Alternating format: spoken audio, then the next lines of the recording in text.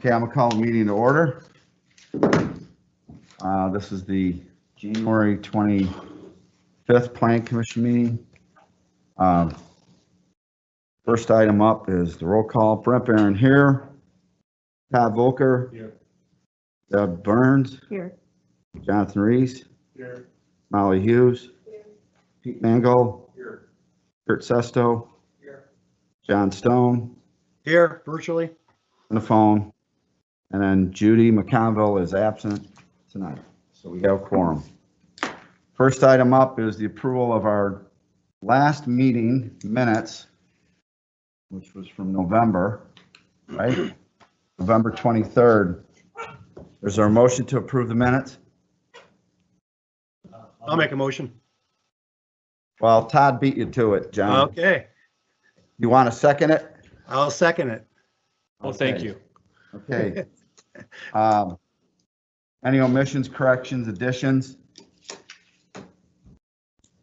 I think, Todd, you had one that you were on the phone at that meeting, correct? Oh, yeah.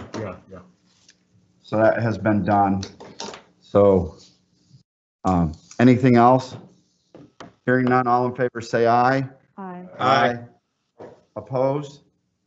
Motion carried. Now I got to get to my agenda, so hold on. Bear with me, folks. Old business, we have no old business. New business. First up, public hearing to consider rezoning request from Wig & Penn LLC for the rezoning of property located at North 2753rd Road, Ottawa, from A1 single and two-family residential and D commercial light industrial to R rural. Is there someone here for the petitioner? Please state your name, sir. David Van Wiggin. I think you're going to have to come over here to get on the camera, right? Yeah. Yeah. So everyone can hear you. And then there's a microphone there too. He was second on the agenda, wasn't No, he was first. Wig & There you Penn. go. Yep. Please introduce yourself, sir, and tell Sure. us who you're here for. Apologies for the mask. I'm David Van Wiggeren. I'm a member of Wig & Penn. I'm also the president of the Ottawa Soccer Club. And so our interest is to rezone this area of Harper's Farm, which was previously planned for development for single-family residence many years ago. It's in a floodplain. That didn't happen. We don't expect that to happen, but for us to be able to play soccer on this property, we need to rezone it. So that's the reason for the request. I purchased the property just late last year, and the intent, we're working with the YMCA to work out an arrangement for the creation of a soccer complex there. It's take about 45 acres of the property, which is primarily in this area that needs to be rezoned to do that. And but if the arrangement with the YMCA does not work, we still have an interest in moving forward with the project to build soccer fields there. How big is the total property? The total property acquired is 135 acres. Over half of that is already rural, but the portion that is maybe some of the highest and flattest ground is currently zoned A1 a single family residence and light industrial. And that's the portion that we're looking to also turn into zoned rural. So that's what the state of Illinois reclaimed and turned back into a farm field, correct? It was used as a farm field. I don't know that, I don't know some of the history of the state reclaiming it, but yeah. It was an old strip mine, and Yes. state mine authority came in and reclaimed part of it and turned it back into ag land. So, Okay. Yep. What is your plans for the balance of the party other than the part where you're going to have the soccer field? Sure.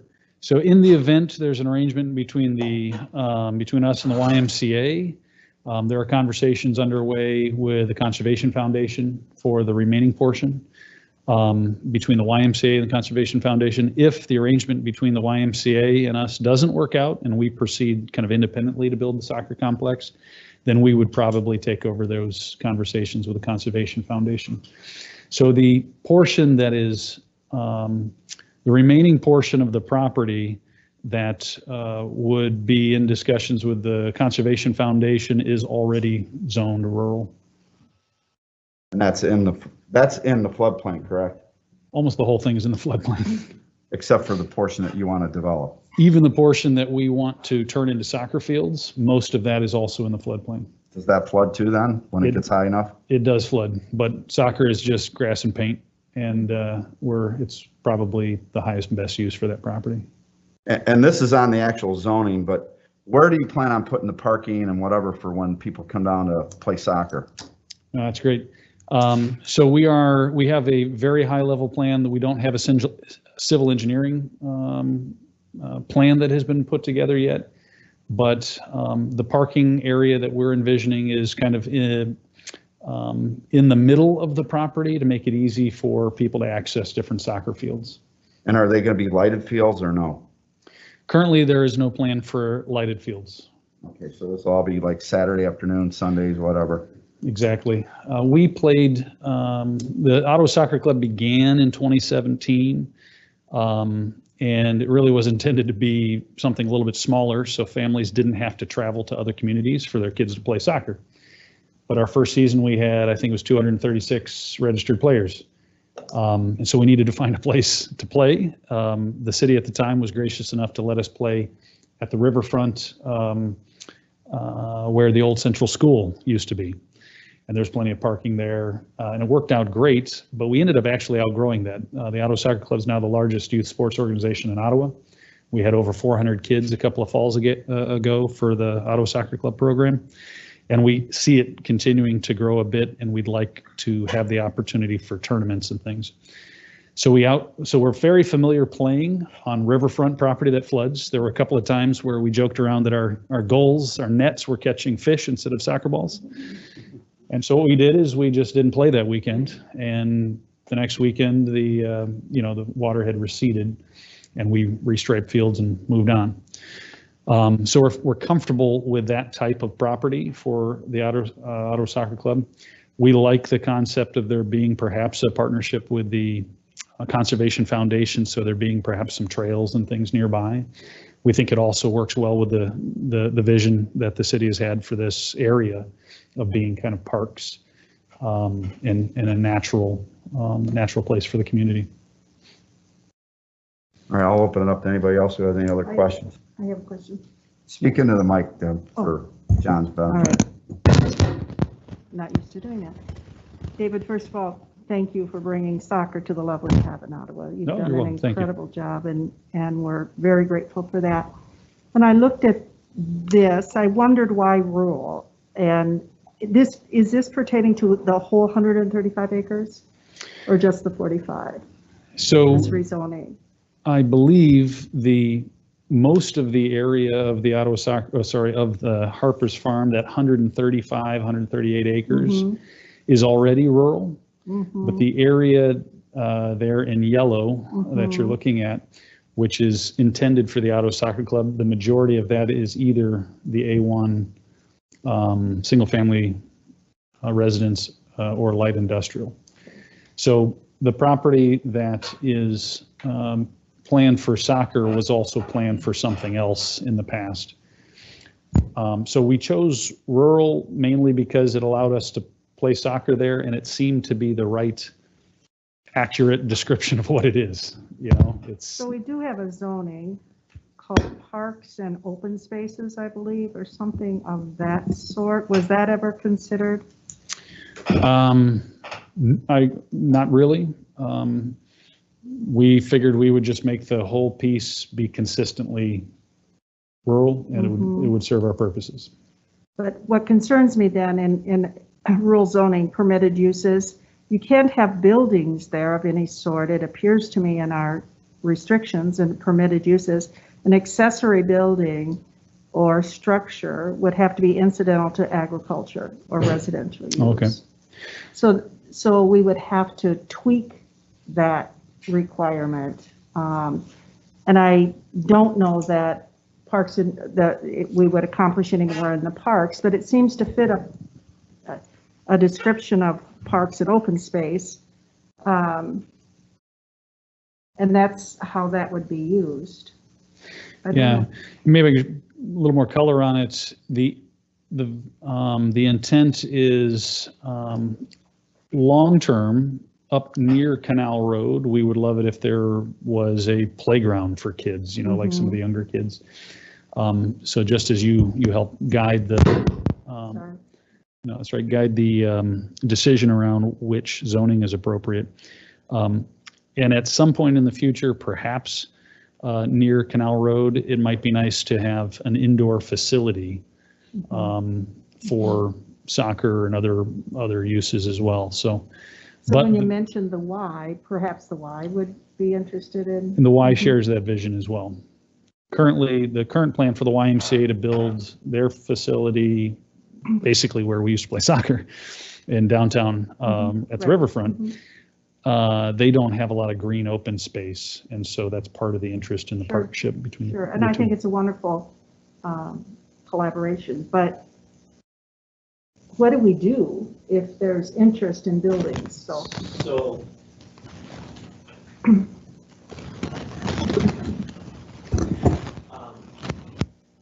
it's a good point you bring up. I think the thought was, like Dave said, is to have everything consistent with the R zoning classification. Quite frankly, neither the R or parks and open space allows for much for building. The rural does allow for buildings as more ag-related type of some.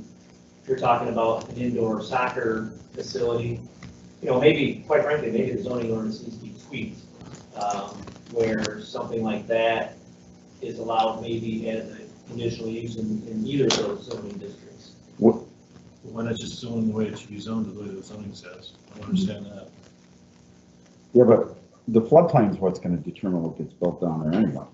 You can't build anything in the floodplain. Correct. Unless, I mean, you can you can move dirt, to raise some of it up, but, and I don't know if there's a plan for that or not, but I think David's made reference to Canal Road. Close to Canal Road, but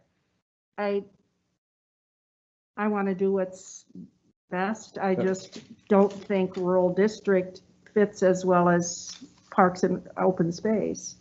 And when you look at what the use is for this, however, the whole piece is involved and some of it's rural, so it's confusing. Well, part of it is you're trying to make the whole property consistent with the entire zoning, correct? And The bulk of it is zoned rural as it is right now. right, And you're and- talking about taking one piece, this 35 plus acre piece right. that's zoned currently A1 and D, and making that consistent with the rest of the property. In part because the exact layout of the soccer complex is not quite known.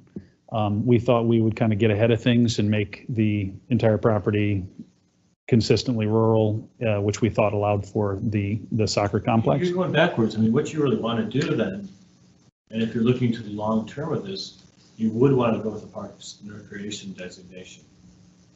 You don't want rural. The rural might be simple, the parks sounds like the way to go. Okay. I would say then we're open to whatever allows us to. I just want you to have a That's snack right. shop, I want you to be able to have a little shack. where Yes, kids we- can get ice cream and crap like We that. definitely want concessions. It is true, we're not going to be able to build on 95% of this property. It's in the floodplain and there's no intention of building anything there. But we would like in the future, this area near Canal Road, which is higher and outside of the floodplain, to potentially be a place for a facility or. Where do you actually access Canal Road? Right there where the Chicago Road comes in on? Is that where you're coming up? Our hope is to use that kind of three-way stop and make it a four-way stop. That's the hope. There's some complications with that because I think the road is owned by the county or something like that. There'll Well, be you some more also have an discussions. underground gas pipeline running through there as well. It's right Right. next to that area. Right. So you have to work around that. High pressure gas crosses the Illinois right there. Right. That's a logical place, though. That would make sense for ease of in and out. And that's kind of the area that is above the floodplain, right in there, right next to that. And it would also be the main entrance point that we see. So I would say from our perspective, we want to, clearly the majority of this 135 acres is not going to be used for soccer. It'll be probably in its existing state, which is more of a natural area. The area that would be used for soccer, I would say we're largely indifferent between a rural or an open space type of thing. But if there's a complication with either having a concession stand, we would care about that. I was under the impression that rural would allow for a concession stand or. Doesn't appear, I mean, it depends on what The that, structures you're talking about. If it's, I mean, to me, a concession stand would be fine, but, you know, it depends on, you know, if you want to think long-term, if you're thinking about a soccer complex, you know, maybe the rural designate or parks and open space might be a better designation. Well, it's just not concession stand. It's bathroom facility, storage area for Locker room, maybe in the future. any equipment that you might have for maintenance of the facilities. I mean, you're going to have a lawnmower to Yes. cut all the grass.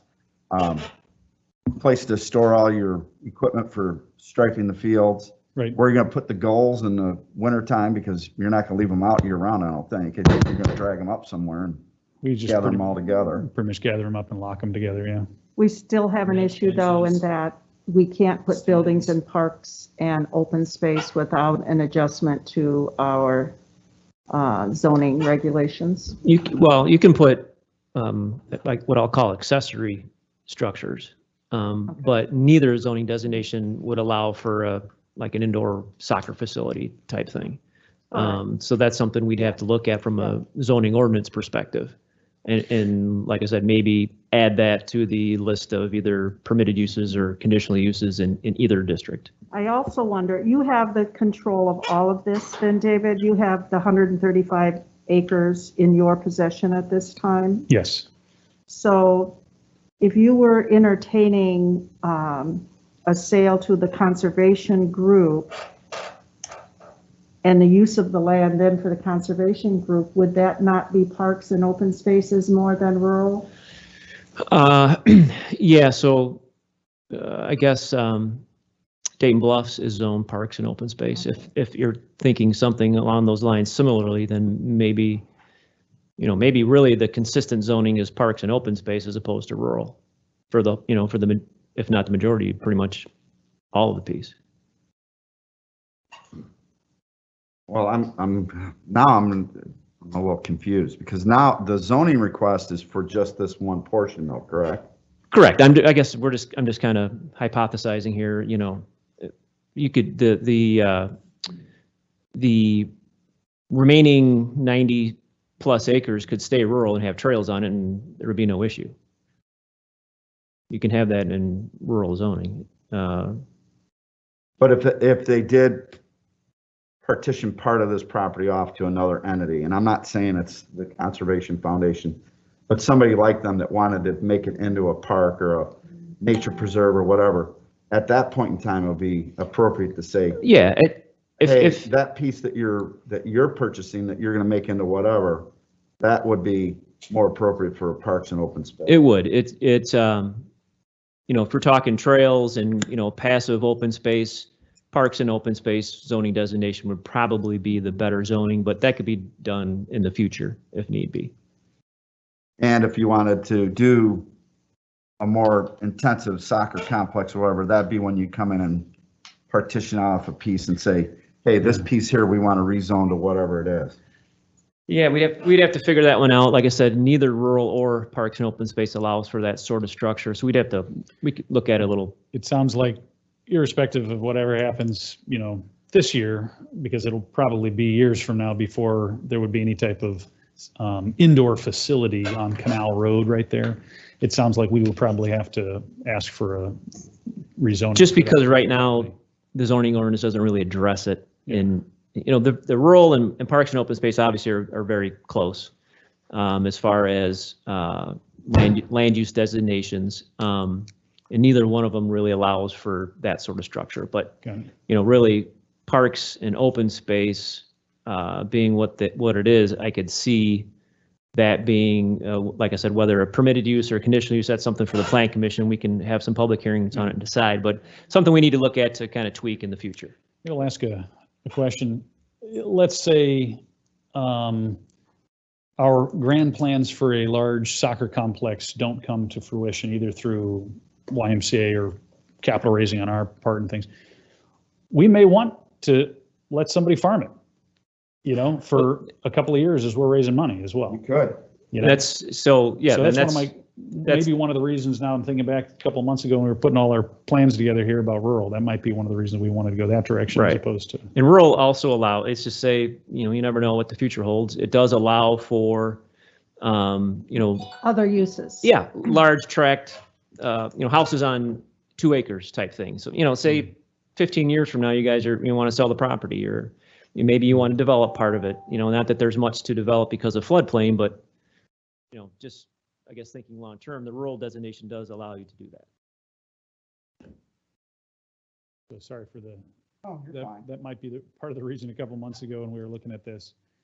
My hope is it all moves forward smoothly and quickly, but it was farmed relatively recently, and it might be something we would do while we waited. All right. But you can farm that you can't farm it under Parks and Rec? I don't have those designations in front of me. No, it's not a permitted or conditional use in Parks and Rec. Farming isn't. You'd have to keep it a rural. I don't know. I don't think it's allowed. Well, there are commercial properties all over Ottawa that are being That's farmed. different zoning. That's not It's Parks and industrial. Recs. Yeah, I need to see the Parks and Recs accepted uses. All right. But anyway, we understand the confusion here, but at the end of the day, this is a Parks and Rec, and I hope at some point when you have a final plan and perhaps conservation is looking at this, that we do an appropriate zoning on this property after, So real quick, just for everyone's, I guess, edification, parks and open space, I'll read it real quick. Permitted uses, public recreational facilities, including playgrounds, swimming pools, playing fields, trails, sports activities, outdoor amphitheaters, camping areas, picnic areas, shelters, field house, boating areas, fishing activities, golf courses, and accessory uses, like parking, washroom, storage, and other uses. Natural areas and passive parks for the purpose of preservation, retention ponds, and general open space. Rural does, again, allow for public parks and public recreation areas, but then it also allows for more agricultural related uses. So And the point of residential. this is really, you want to be able to farm it if nothing works out. Yes, Okay, you should set up. I probably should have, yeah. Not less confusing. I probably should have. That's right. All right, Deb, you have one more point you want to no, make? I'm good. All right. I'm going to go to our other members here down gathered at the table. I'll get to you, John, in a minute. Okay. Anything, Pete? Jonathan? Pretty good right now. All right. Molly? All right. Kurt? Okay. John? Yes.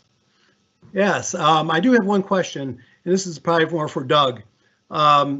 When they decide to do Green Street elevation change, whenever that's going to happen, will that change any of the Harper Farm floodplain at all, or alter anything from the natural flow? That's one thing I was concerned about is when we reconstruct that Green Street extension there. No, in fact, it'll flow either from the Illinois to the Fox or the Fox to the Illinois, depending on where the rain's coming from, and that'll continue to happen. The western side of Harper's Farm may or may not, it's obviously going to depend on Dave's group. It may be used to, when they raise Green Street, they may borrow some dirt from there and may be able to turn that area into some wetlands, that sort of thing. So to your question, no, it will not affect anything as far as flooding goes. Okay, thank you. That's all I had, Brent. Okay. All right. Last chance. You may sit down, sir. Thank you, guys. Don't go anywhere, though. Somebody may raise a question. We might have to come back to you. All right, now we're going to go into the public portion of this hearing. Is there anybody from the public that wishes to speak on this? We got to do this for formality. Okay, hearing none. Now it's our turn to discuss.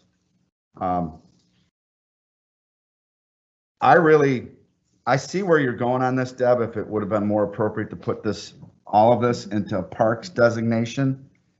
But at this point in time, I don't think they're there yet. Mhm.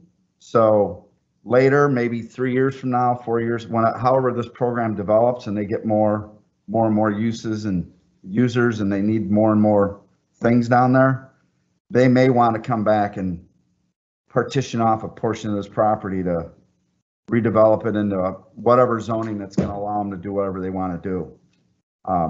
But for what they want to do right now, the R zoning is probably the appropriate thing for them to do. Because I imagine bathrooms and whatever, you're going to have porta potties down there. So those are temporary. You probably want to put them in the highest spot because if it does flood, they'll be floating down the river. And as far as a concession stand, you're going to get somebody in a wagon to come down there and service your concessions, selling to whoever's coming down there to buy a Coke or a bag of chips. Porta potties so far to like the glove, and we have a trailer that we can purchase, which is intended for concessions.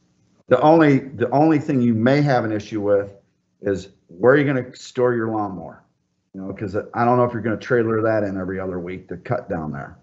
Our hope is to put a shed somewhere towards some of the paint supplies and things like that. And that's probably allowed under this zoning that you're. Yeah, I mean, it'd be similar to an agricultural use where a farmer's Yeah. got a barn or something like that. So David, I got a question for you. I'm not clear of anything about soccer. I hate the sport. I'll come back. Okay, I mean, I just need to know, is this a private business that you're running or is this a nonprofit organization? I'll answer.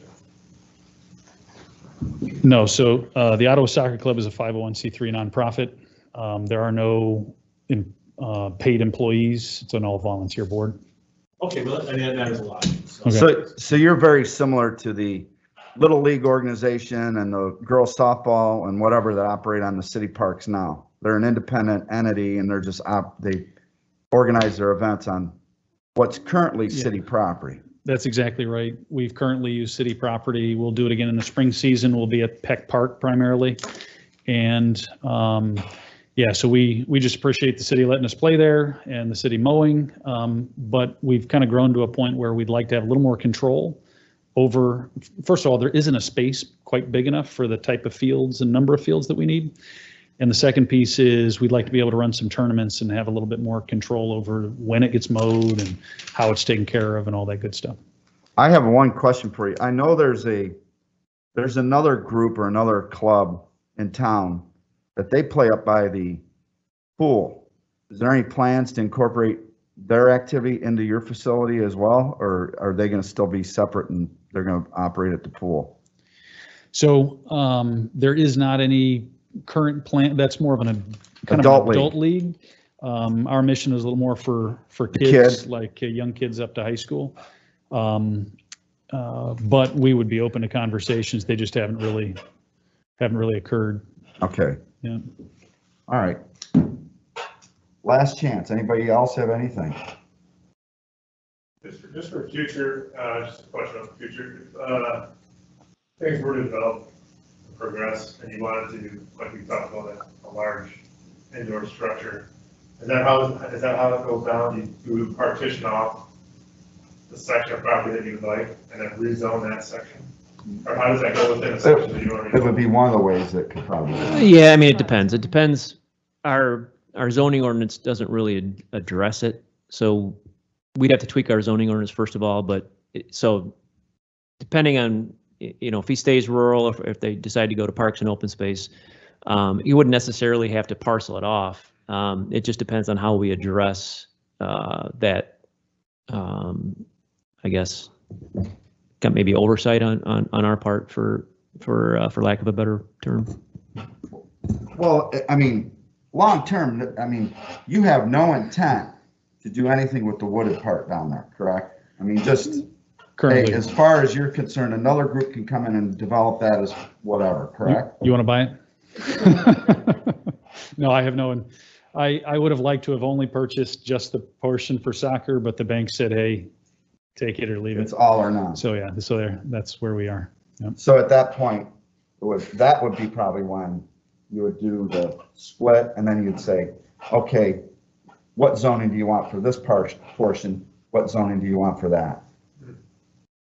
I don't, And at that, and hopefully by then, we have our zoning ordinance fixed to take care of whatever it is that they want it to sounds do. like a spot zoning to me, but No, it's not really spot zoning, it's But just, what it's a Doug is- consistent use. what Doug is suggesting is we simply need to modify our permitted uses within either Parks and Rec or rural to fit that a building for their facility would be allowed. I think that's the simplest thing to think of. Doug, when you read off the permitted uses, didn't you say field house was covered in that? I mean, that's what that That's in the. Well, so I mean, field house could be, that's a good point. I mean, field house could be huge, could be small. And that's in the um, Park and Rec? Yeah, yeah. Mhm. So, Assuming you're thinking of field house, a bubble dome, some sort of structure like that, if you could go to. So Park and Rec is probably. Something like that, yeah. It could be a very large, some of these soccer facilities are, they look a lot like distribution centers, big, huge ceilings, maybe large Morton building type of things. So something like that. But we probably have a ways to go before we're there. That's years away. Yeah. so I guess, in the future, if they were to build a field house, actually, thanks for bringing that up. Looks like parks and open space could work if in the future you decided to do that. Mhm. Yeah, I guess the only concern is, and we're indifferent. We want to do what's right and works under the current ordinances. My only concern might be is if we did decide we wanted to farm it, that might be a concern. But it was farmed My recently. suggestion would be, Yeah. So, My suggestion would be keep keep your rural application here, that in the future, if you do, that way you could farm it. And then in the future, if you're set on building the field house, then ask for a rezoning. for Okay. parks and open space. yeah, that might be right. Yep. Or if your deal goes with the Y, they may want that. Mhm. Right. Whoever the future entity is that you go in partnership with. Right. Yeah. All right. Anything else? All right, we're at the time where we're ready for a motion. Either a motion to approve or a motion to reject the request we're rezoning the property from A1 single and two family resident and D commercial to R rural. Hey, Brett, I'll make a recommendation. All right, John, go for it. You have to wait 1 second. I have to switch screens though. That's fine. Okay. Take your time. All right. I have to find it. Hold on.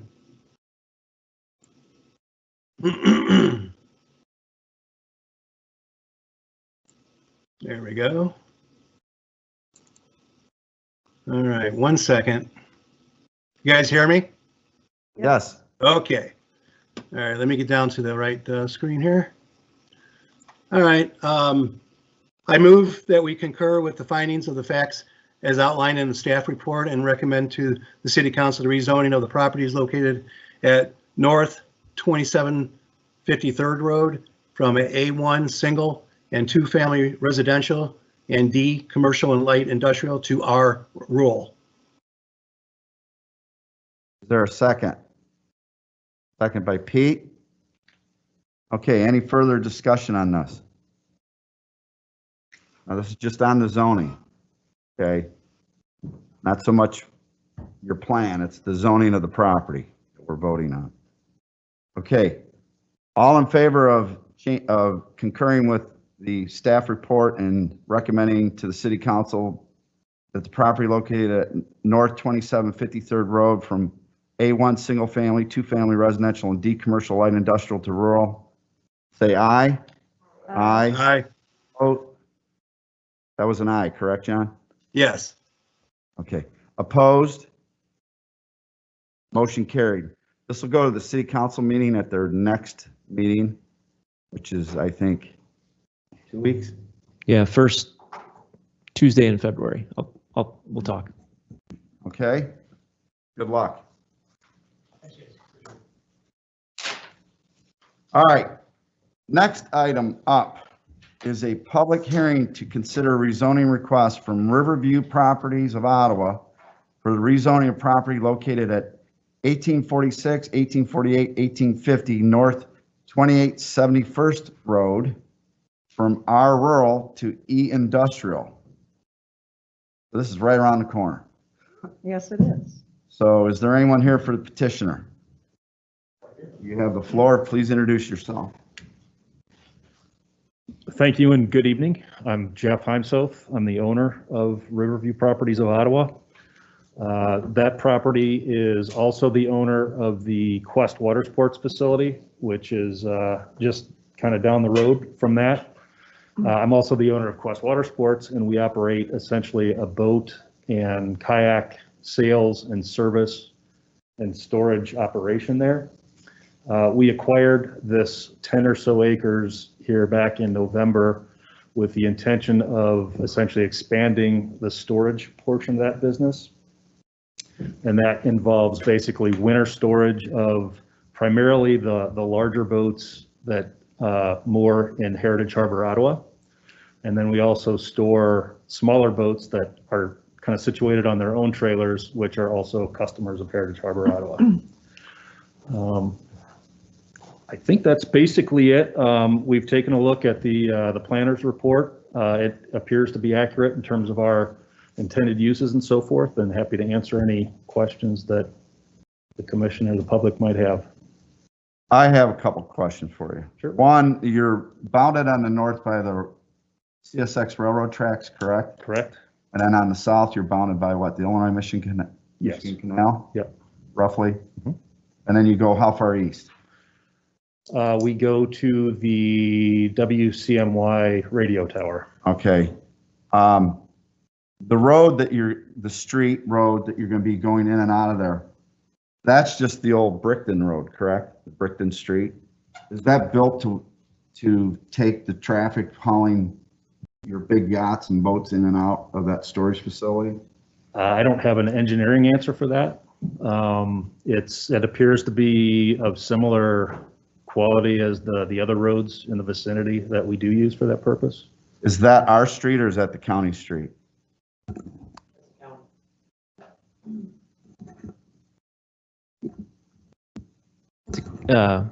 City Street. That's City Street? So if it gets tore up or whatever, we're gonna have to fix it? Right. And how many boats do you plan on storing on this facility? That number will likely grow over time, kind of part and parcel with, the plans that we have at Heritage Harbor. As the number of slips increase in that facility, naturally the number of boats would go up, and kind of the primary need there is to have a place to store those boats during the winter time. And how many is that right now? So right now, I think that's in the neighborhood of about 140 boats, of which probably 80% we store in some location or another right now. Between your facility at Quest and at Heritage Harbor? Yes, we also lease another property up at Route 6 and 71 at the moment. Okay, so the plan is to consolidate all up to this facility? Correct, yeah. Take them off of Old Chicago Road and take them out of Heritage Harbor? Right. We'd like to, for example, we have larger boats sitting under blue shrink wrap in the wintertime at our Old Chicago Road facility. We'd like to clean that up and, as you say, consolidate that into a different facility. And the property to the west, do you own that residential property right there or no? I do not. There are 4 houses there, 2 of which are owned by the family from which we purchased the 10 acres. Okay. So they're well aware of kind of our plans there and so forth. And then there are 2 other houses, and I have not met those folks. Okay. But you have a sign up for rezoning, right? Correct, yeah. And no contesting. Not that we've heard. Okay. And they're okay with it? You haven't heard any concerns from them about what your plans are for down the road? Yeah, I have not heard any concerns from anyone at all so far. One of those houses are on. I actually own 2 of those. All right, we'll get to you in a minute, okay? Just a second. So on the 10 acres, what do you plan? Just carving out a pad and pouring crushed rock and storing boats on crushed rock? Actually, we intend primarily to store indoors. So right now it's a long skinny piece of property, about I think 265 feet wide. Right now there is a gravel lane that goes more or less right down the middle of that. That serves or has served for the last few years as an access road to a cell tower that exists on the very far east end of the property. Our intent would be to widen and straighten that lane. We may or may not, put hard surface on that. Just kind of depends on how everything comes together. But then essentially we would, over time, build a series of, either pole barn or steel frame buildings on either side of that lane. Our immediate kind of phase 1 plan would be to construct one of those buildings, probably in the neighborhood of 10,000 to 20,000 square feet for boat storage, indoor boat storage. And then there's also some discussion of a second building, which would be my guess is 4,000 to 5,000 square feet, which would serve as a kind of a secondary maintenance facility for Heritage Harbor. Is there a storm sewer out there at all or no? There is not. I think there are some drainage tiles and so forth that have been put in over the years, but For the field? we have not had any sort of engineering study of that yet. So where does your water from the property run? To the canal? Presumably, yeah. Well, in either into the canal. I think there's also kind of a depression as you get close to the tracks there. So I think some of it probably runs to the north. All right. Okay, that's all I have. Deb, you got any? I'm good, thanks. Todd? Jonathan? Good. Pete? Molly? Kurt? John? Yes. The only, I guess I just need clarification. This is in the city limits, correct? Yes. Yes. Okay. All right. Thank you. That's all I had. What kind of lighting were you gonna put up? Just regular pole lighting with surrounding your buildings you put in? We would likely attach some kind of lighting to the buildings just for primarily security purposes. Security purposes to Yeah. keep people from breaking in. Any fencing or? Yeah, we would, again, for the same reason, security purposes, and then obviously we would want to follow any, ordinance-driven, screening and so forth. We would likely, because of the current use as residential at that one end, there's plenty of space there to put, some kind of reasonable setback. We probably would do a nice fence there, some kind of landscaping just to make a pleasant, sort of transition there. Yeah, I mean, light can be a problem too. Yeah, and we'd be sensitive to that. We'd make sure we did something that wasn't going to bug anybody. All right. Any other questions for Mr. Maxwell? Okay, Jeff, you can take a seat for a minute. Now we're going to switch to the public hearing portion. Is there anyone from the public that would like to speak on this? Sir, can you step up to the microphone, state who you are and what your comments might be? Hi, my name is Jason Allen. I own the property that butts right up to the property there on the north side of the road. And then my mom, she actually lives on the other side, the very first house. Not next to the property, but down a little farther. I grew up out there, so I know the land pretty good. Probably one of my biggest concerns is safety. There's only one way into this neighborhood. When our grandkids and that are down there running around playing, we're gonna have a lot more traffic now. That's one of the things. The road, it isn't made for heavy equipment or nothing like that. It's old gravel road, and then they came in and they tar and chipped it. As you can see, there's a lot of potholes down there right now. You just can't tell, they're filled in with ice right now. So in the springtime, when it rains, I can actually walk on it and it's like a sponge. I mean, you can sink in the whole 9 yards. So that's one of my concerns. The field does have a manhole out in the center there. I think it's plugged. It used to go towards Route 6, and I think at one time it used to run into the Fox River. That's what those little trees right there in the center, where your road kind of jags around it. I think it's plugged right now. Last year, I don't know if you've seen it, but there was probably about a foot of water that went all the way to the barn, all the way almost to the canal on that side. I got videos of it where my dog was playing in it. It was probably 2 to 3 acres of flooded land right there. And that's a concern if you guys build that up, is it gonna come to my yard? All right. The other thing is power lines. You're not gonna get those big boats going down that road. You're gonna end up hitting the power lines and or the cable for TVs on that road. And from what I got a buddy of mine is in the boat business, and he told me, he goes, one of the things they do is they build up a 2x4 on the top of the boats and they go up underneath or raise it up and it drops down the other side. I don't want to see that, because he said every once in a while it does rip off wires. And probably one of my biggest concerns is you're coming down a residential neighborhood, putting all this traffic down there, when the city of Ottawa has built a half-mile away in industrial parks, where you got all the room in the world to go put up a building and put boats right there on 71 Route 6 over there.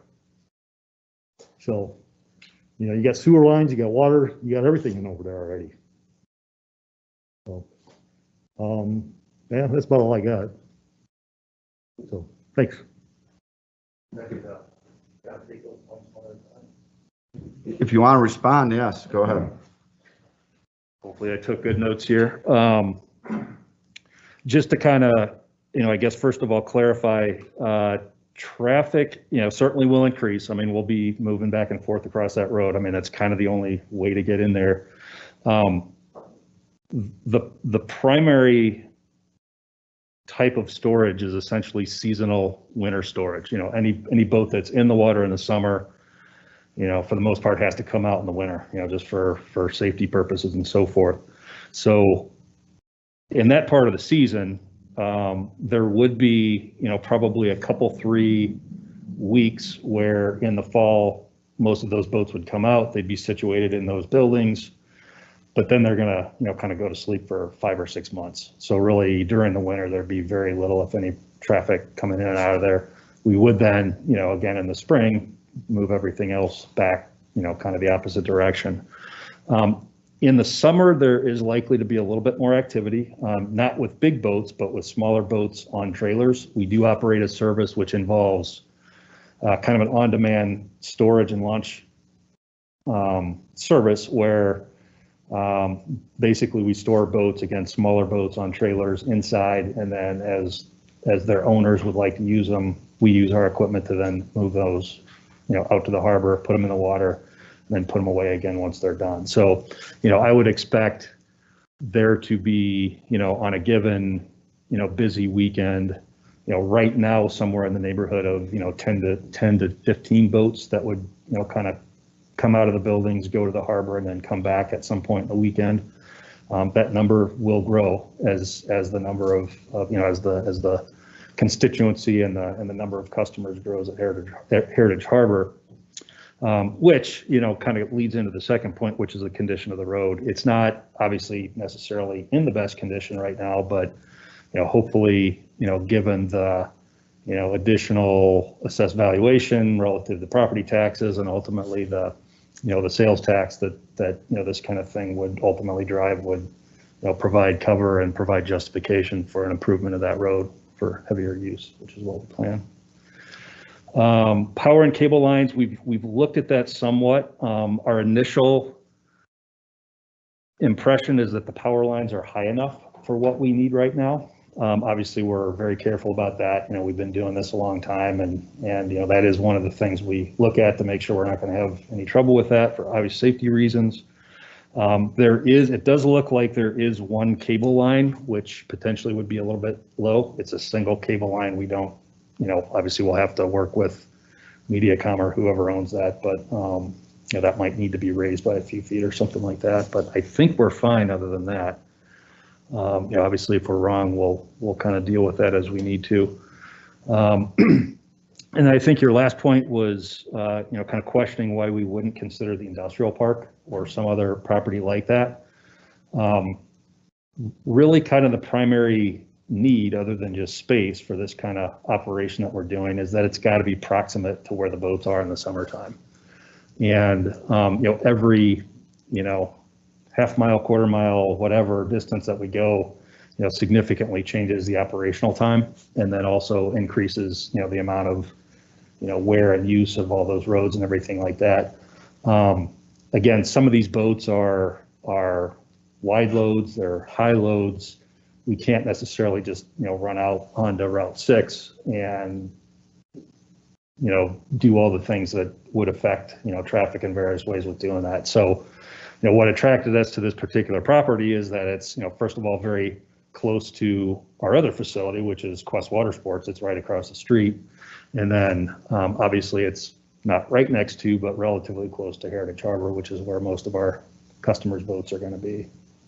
So it's really kind of a proximity equation there, if you will. Why wouldn't they keep them at Heritage Harbor? Why would they build one down there? They just don't want to see it in their backyard, so they're in my backyard? Well, kind of two reasons for that. One is the visibility of it. It's very high-end property, very high-end homes and so forth. And, which kind of gets into, I think of it as highest and best use. It's, having dug the harbor and done all the improvements we've done out there, that property is very, very expensive. And it would not be feasible to do bulk storage in the way that we do it on that expensive of property. And again, it's obviously, I can understand why, being a homeowner right next to it, you'd have a concern of that, but for the most part, and again, we'll be very sensitive about, setback and, a screening fence. So you're really not, other than the traffic going by, you're really not seeing these boats, sitting out in the field and so forth. One of the other, sort of attractive characteristics of the property, again, sort of outside of the homes that are there, is that it's pretty well hidden. I mean, you got the canal on one side and the railroad bed on the other side, and the radio tower on the other end, which, it's not even a manned facility. So, by and large, once you put those boats away, they're really not very visible. And that was kind of our intent with that. But the problem I have is to get to your facility, you have to go past these 4 houses, 4 residential houses right there. If you had a straight shot in and you weren't going by a residential area, I don't think it would be an issue, because, if it was just a commercial entity or whatever, it'd be another story. But you're going by 4 houses right there. You're going right through that. It's a little bitty neighborhood. Right. I mean, it's like, right. At one time it was like 6 or 8 houses. I think a couple of them have been torn down over the years. So, I mean, it's the old remnants of Brickton is what it is. Yeah, there was 8 houses total. So, I mean, that's the conundrum here. Because you're going to be putting this industrial use on the end of that little street. And like you said, it's a tar and chip road that the county just tarred. It's not built to any specs to haul big trucks down it or anything like that. I imagine once you get in there after a season or 2, we're going to have to go and rebuild the road and bring it up to, a load of 60 or 80. I don't know how much a boat weighs, 60, 80,000 pounds. Not that much, but I mean, heavy, your great big yachts or whatever that you put in there. So, I mean, I'm torn here. I'm really torn on this one, because it does make sense to get the boats off of Old Chicago Road. Right. Because you got the blue tarps on Old Chicago Road. Nobody wants to look at those either. Right. Right. We're going to put them down the end of this. It's going to be screened on 2 sides by the canal and by the railroad. Most people aren't going to see it. The only time you're going to see it is if you're hiking on the canal. Most people. And that's probably a few, because most people on the canal don't go east, they go west. Right. Well, and that's, there's a fair amount of sort of wooded buffer there too, even from the trail. So, I mean, And we can't condition zoning. So we can't make you improve that road. That's the other thing. But logically, you would want to improve the road, to build it up to your spec. Because you don't want to tear up your equipment either, going in and out of there. So you'd want to have a nice road to haul it in, because you don't want to rip off the undercarriage of some truck or trailer that you're hauling in and a 2-foot pothole. Sure, sure. So I hear it's Mr. Stanley, right? No, it's Mr. Allen. Alan, I'm sorry, I hear your concerns. So, I'll let the others up here. Todd, anything? No. Jonathan? At this moment, Pete?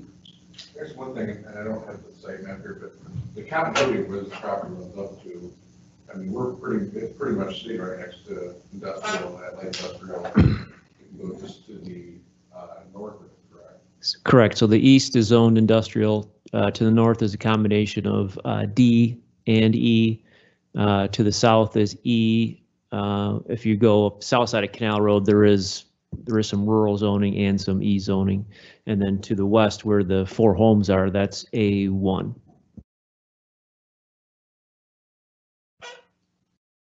Anything else, Pete? Molly? I'm just gonna ask both numbers again. How many are you talking about trying to store generally back there? Right now, we would, in the wintertime, likely store something on the order of 50 to 75. In the summer, in that sort of, daily storage operation that I described earlier, right now we have, I think, 15 or 18 boats in that program, and that's what we'd start with. We do expect to grow it as any business would, and as, the number of boaters at Heritage Harbor increases over the years. I'm assuming that's more of a weekend long, Thursday through Sunday type of service more often than Yeah, not. it's busier on the weekends, yes. Yep. Thank you. Kurt? No question. I skipped over you, Deb. Do you have any questions? I don't have questions. I have a comment, I think, and I appreciate Mr. Allen's concerns. Sometimes when we have properties adjacent to rural, and this is a bit of a unique situation, but there is a seller who wants to sell, and they're probably going to sell this to someone, and you'll probably have a neighbor there someday if it's not the Heimsels, someone else. And while I understand your concerns, I think they have proven to be wonderful neighbors in many, many ways, in the way they respect and care for their properties. And they acknowledge the precariousness of coming through a residential neighborhood, and I have confidence that they'll do everything in their power to be respectful to the residential neighbors. The road situation the city has to look at, we have to look at, perhaps there will be continued discussion on that, but I feel if someone has decided they're going to sell their property, you might be dealing with other people with concerns as well. So I have nothing more to say, I guess. All right, Thank you, by the way. Jonathan or John? Yes, I do have one. One concern that Mr. Allen had was if the building's constructed, would there be problems with the flow of drainage water into his or someone else's adjacent property? So will it be an engineering study to make sure that there will not be any problems with flooding due to the building being constructed or the alter of the terrain? Yeah, yes, for sure. And yeah, apologize for leaving that one off my list here, and thanks for reminding me about that. But yeah, we would, before spending the dollars on, building, these buildings, certainly we would have some engineering studies done and do whatever we needed to do. Obviously we don't want a flooding situation if we're, doing long-term storage of expensive boats there. And again, there is some, I've seen the culvert there, and, there are some random, water tiles that I think have just been put in by the prior owner, but, I recognize that there may need to be something a little bit more, professionally designed and constructed, whether that involves just drainage tiles or, if detention's necessary, we've got room enough to do that as well, so. That would be addressed in a design review, correct, Doug? Correct. So any, if they construct a new building, it'd be, permitting would be required, obviously, and that would include some DRC review, which would include engineering review. Okay, thank you. That's all I had. All right. Anyone else from the public? All right, now you can sit down, Mr. Okay. Hensel. This is our turn now. I think the biggest issue on this is the road. And I think that'll have to be addressed. I don't know how you're going to address that.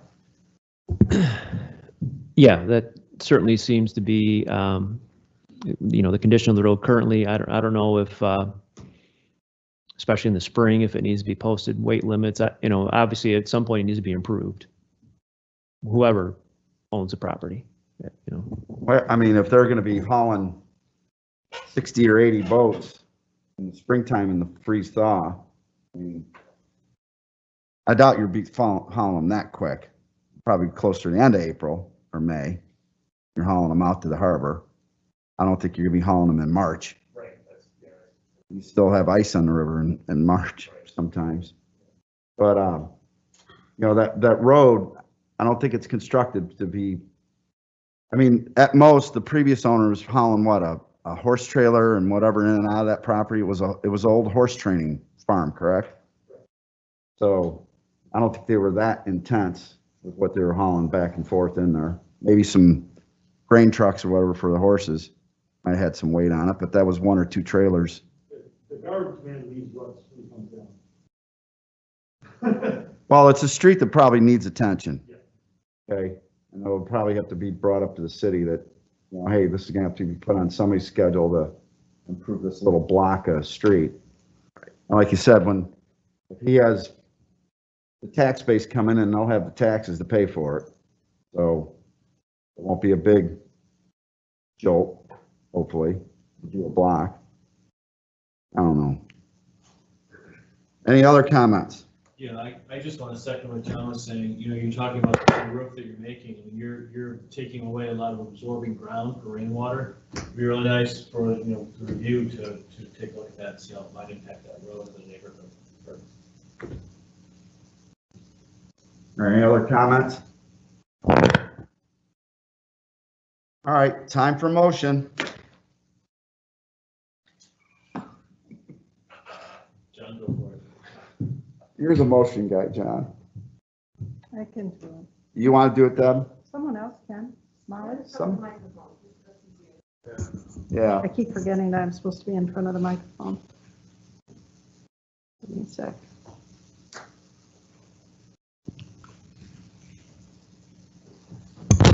I move that we concur with the findings of fact as outlined in the staff report and recommend to the City Council the rezoning of the properties located 1846, 1848, 1850 North 2871st Road from R rural to E industrial. Is there a second? I'll second. Too late, John. Jonathan. Bandwidth. Yeah. Time delay. Okay, it's been moved and seconded to recommend the rezoning of the properties from R rural to E industrial. All in favor, say aye. Aye. Opposed? Okay, this is going to go to the city council. When it goes, I want a note put on it that the city needs to take a look at that road and make some kind of commitment that they're going to improve that road. Definitely be in the minutes. All right. Hopefully that'll take care of your concerns about the road. We can build a safe road for whoever lives along it. that your kids aren't getting run over.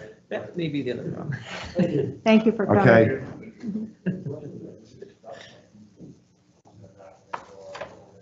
All right.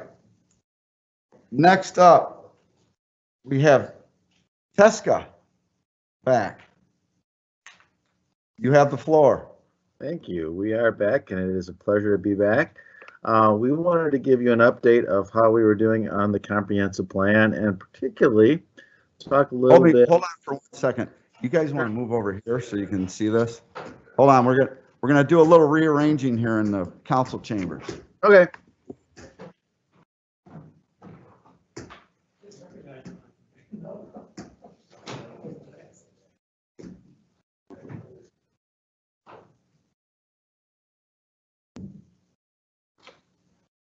All right. Sorry about that. No problem. Go ahead. So we are proceeding to work on the comprehensive plan, and we've been kind of focusing on a number of the special areas that we're looking at, particularly the riverfront. And we had worked up a couple of concepts and been reviewing those with Doug, and thought we wanted to come and give you an update of where we were and see if you had any preference for some of the options that we have. Along with that, we have been working to look at the market. If you remember, we have a firm called Business Districts Incorporated that's working with us, that's been looking at the market for different types of development in the community. And so I've got a short summary of that we want to review with you, talk about downtown, talk very briefly about the Norris Corridor. We haven't come up with any specific recommendations, but I thought it might be of value to kind of toss a couple of things out to you in that area, and then certainly answer any questions that you've got. Along with me tonight is Emma Swanson. She will be handling a portion of the presentation as we go through this, and is working very closely with me during this planning process. And again, I don't remember if I said it or not, but my name is Mike Hoffman, for the record, with Teska. So the market analysis. We will look at the demographics of the community. Diane has done a lot of interviews with people in the community to understand a little bit about where the market is and what the potential is. And short answer there is we think there's a lot of potential in Ottawa. For a lot of different things, both recreational, commercially, and residentially. You've got a lot of great assets now, wonderful recreational opportunities, a wonderful historic community, great cultural assets, some great restaurants and shopping opportunities. So there's a lot to build from already in the community. And you've got local officials and investors that are working together. Which isn't always the case in some communities. So we applaud you for that, and we do think that because of those things, you do have some very significant potential moving forward. What we do typically when we're looking at a market analysis for a community is we look at different drive times and radiuses around the community. You've got kind of your closer in market, which is your 10-minute market, which is essentially people that live in the community already. You've got a 20 and 30-minute radius drive time coming out of that. 30 minutes is, still mostly residents of Ottawa and the surrounding rural area. 60 minutes is a larger drive time area that is really appropriate for things that you come to on a weekend, right? So restaurants, dining, events. That's kind of the larger draw that the community has, and that's a pretty significant population for you to be thinking about, because you do have a lot of things in town that's applicable to.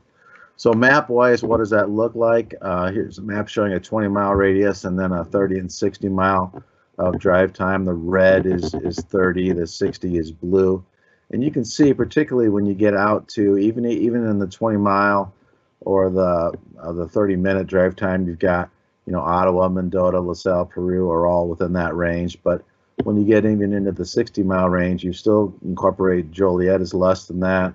Aurora's on the edge of that. DeKalb's on the edge of that. Bloomington Normal's not far out of that range. So you do have some pretty significant population that's easily drivable to Ottawa. Obviously, the Heritage Harbor folks know that. That's why they're marketing and doing what they're doing and pulling people into the community from the Straggleland area. But you are in an interesting position in terms of the overall market, and I think those are definitely things that we can build on. This is what some of the numbers look like for those different radius and drive time areas, comparing the city of Ottawa in that left-hand column to the 10-minute, 20-minute, 20-mile, 30-minute, and 60-mile range. And now these are just numbers that we get out of the service that you see noted there at the bottom, Experian.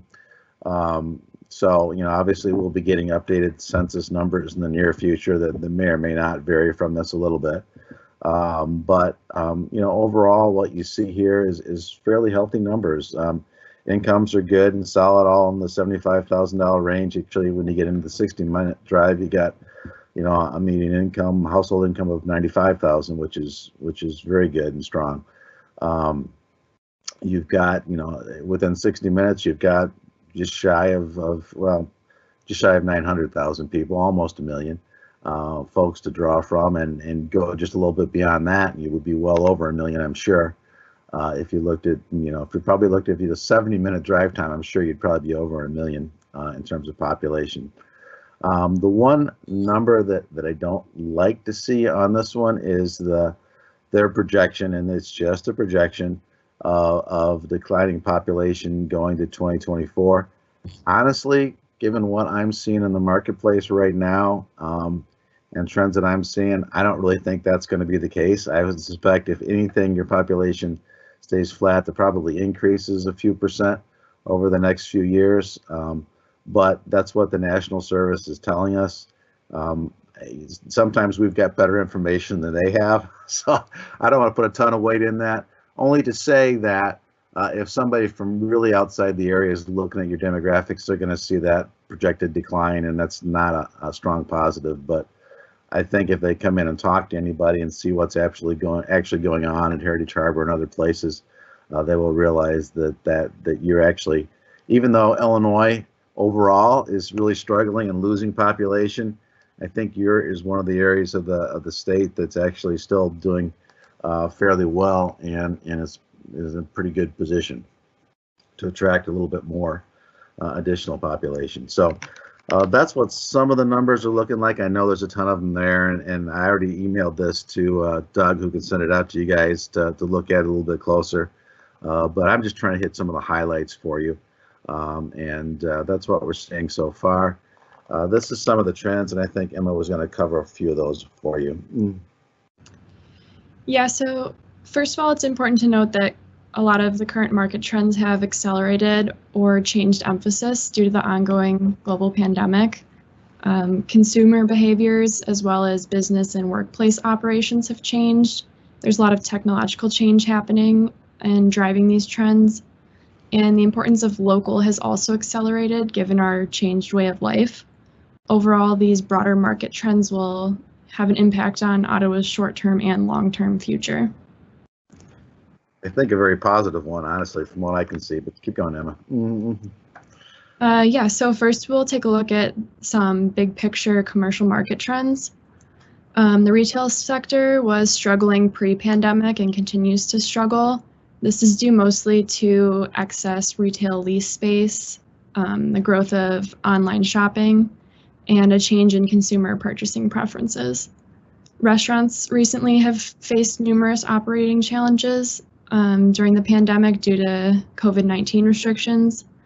But despite these challenges, we are seeing unique business models and operating adaptations occurring. Restaurants continue to use and improve technology to enhance customer experiences and become more efficient. The industrial sector, particularly logistics related, continues to expand, and Ottawa is really a great candidate for this growing sector given its central location and regional access via Interstate 80. A surge in entrepreneurship is projected to occur in upcoming years, particularly in downtown areas. So identifying Ottawa's commercial opportunities as well as local and regional startup resources can help support future business growth in Ottawa. And domestic and even semi-local tourism is becoming more popular as well, especially now with traveling restrictions and hesitations. And related to increasing tourism to Ottawa, hotels were actually identified by the community as potential new uses for downtown Ottawa. Like restaurants, the hotel industry faces significant challenges given the pandemic's impact on travel. So there will definitely be a recovery period post-pandemic for lodging construction. Can I stop you here for a minute? Sure. On the restaurant numbers, have they started to see a trend in Illinois or in this area regarding the restaurants that are facing significant problems with facing possible closure because of the whole pandemic stuff yet, or is that too early to tell yet? Really depends on the operator, right? There are some that have certainly gone out of business already. There are a lot of them that are certainly struggling, but have been able to generate, carry out business to help them carry through, and gotten PPP and other grants and loans to help keep them afloat. So I would say it's too early to say that it's been obviously it's been a tough time to be a restaurateur, but most of them have done a pretty good job of adapting and hanging in there from what I'm seeing. Yeah, I don't have a local statistic, but I do have one from the National Restaurant Association, which is that 1 in 6 U.S. restaurants has closed permanently. The numbers in the restaurant business are very scary. There's like 80% of them are they're projected not even be able to make their rent payment with the current business model that they're operating under. So it's going to be a very scary operation here for the next 3-4 months. Yeah, I completely agree.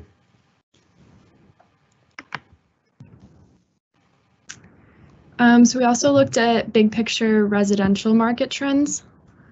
With amenities, affordability, and perceived safety, communities like Ottawa will continue to attract urban dwellers and suburbanites looking for open space and greater quality of life.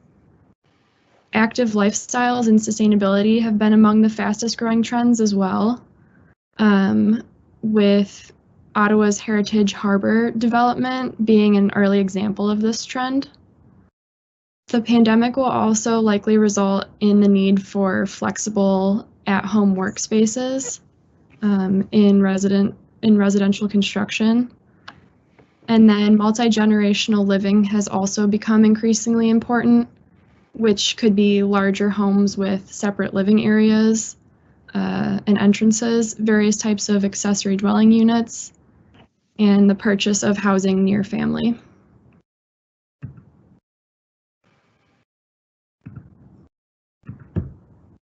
So then we looked at employment. So the first chart here shows the largest employers in the city of Ottawa, with OSF St. Elizabeth Hospital being the largest, followed by Clover Technologies and then PetSmart Distribution Center. And the second chart shows Ottawa's employment by sector. 75% of the city's employment base is concentrated in 3 sectors, which is services, retail, and public administration. And this concentration really reflects Ottawa's position as county seat and employment in healthcare and education. And then Ottawa's eating and drinking establishments employ about 40% of all retail sector workers. So overall, employment includes a diverse mix of jobs in multiple sectors. I will say that chart on the left, largest employers, I'm pretty sure that is just private employers. So I don't know where the school district fits in that range there, but it's probably up there in terms of pretty significant numbers of employees as well.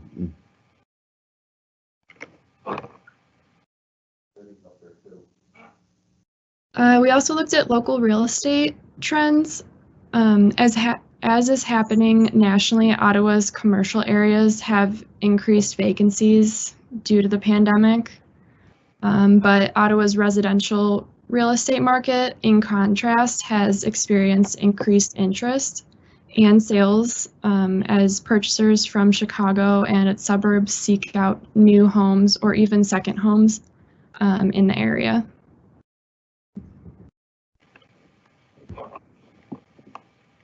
So asking residential rates, including both apartments and single-family homes, vary widely throughout Ottawa. The current asking rent range is 75 cents to $1 per square foot. Listing prices for homes in Ottawa, given the variety of single-family housing, range from 55,000 to 400,000. And according to Realtor.com, the current median listing is 134,000. Ottawa's median home value is currently estimated at 179,000. And commercial asking rents also vary significantly. Most are listed as negotiable. Asking rents for available lease space near the Route 6 Illinois 23 intersection are 15 to 20 per square foot, and downtown's asking lease rates generally range from 5 to 12 per square foot. This chart shows the business mix in the downtown core. The service sector, including personal service businesses and office-related uses, represent about 40% of the core mix. And food and beverage businesses comprise about 21% of the mix. Overall, it's a pretty balanced mix of uses in the downtown area. Yeah, I'll just second that. I actually is a surprisingly good mix. I would have guessed that there was less retail than there is, but these are the numbers. And the other thing that Em and I were chatting about today was that 13% vacancy. Is that bad? Is that good? It's not bad, actually, in my opinion. And the reason I say that is a couple things. One, you want, affordable, reasonable space available for those new entrepreneurs that we're trying to attract to the area. So if you're down in the 4 to 5% range, you're starting to, supply and demand is starting to bump up the cost of some of that space to maybe be unaffordable for new person starting out. So that's actually a pretty decent number from my perspective. And then we also looked at the business mix in the other two sub areas. So near US Route 6, Illinois 23 intersection, it's a lot of auto-oriented uses. And then at the Interstate 80, Illinois 71 interchange, there's a small cluster of businesses that serve that Interstate 80 truck and auto traffic. And the Dayton Bluffs Preserve is also located south of the intersection. So most of the land proximate to the interchange presents opportunities for future long-term development in Ottawa. So that's a quick overview of market conditions, and obviously we'll give you copies of that and let you look at it a little bit closer, and we can drill down farther on that. But short answer there is we think you got some pretty good opportunities for a number of different types of development, some quicker than others, obviously. We talked about the hotels, and I think there is opportunity for hotels and those kind of development, but that's probably not an immediate thing. I think some of the residential opportunities maybe are more on the shorter end of the timeline. I think those could potentially happen sooner. So downtown, this is your existing downtown plan, which isn't all that old, honestly. But we were asked to kind of relook at this area. I mean, obviously it features a big central open space, which we love that concept. It did show a significant modification of the shoreline here, coming in with the harbor that you see here. It did propose some new buildings around the periphery of this larger open space, 13 there obviously being the new YMCA. This should be happening in the near future. Show the idea of the street extending here as well as taking a street through here. Very, very attractive, very appealing, very exciting, and very expensive plan proposal. So we relooked at that.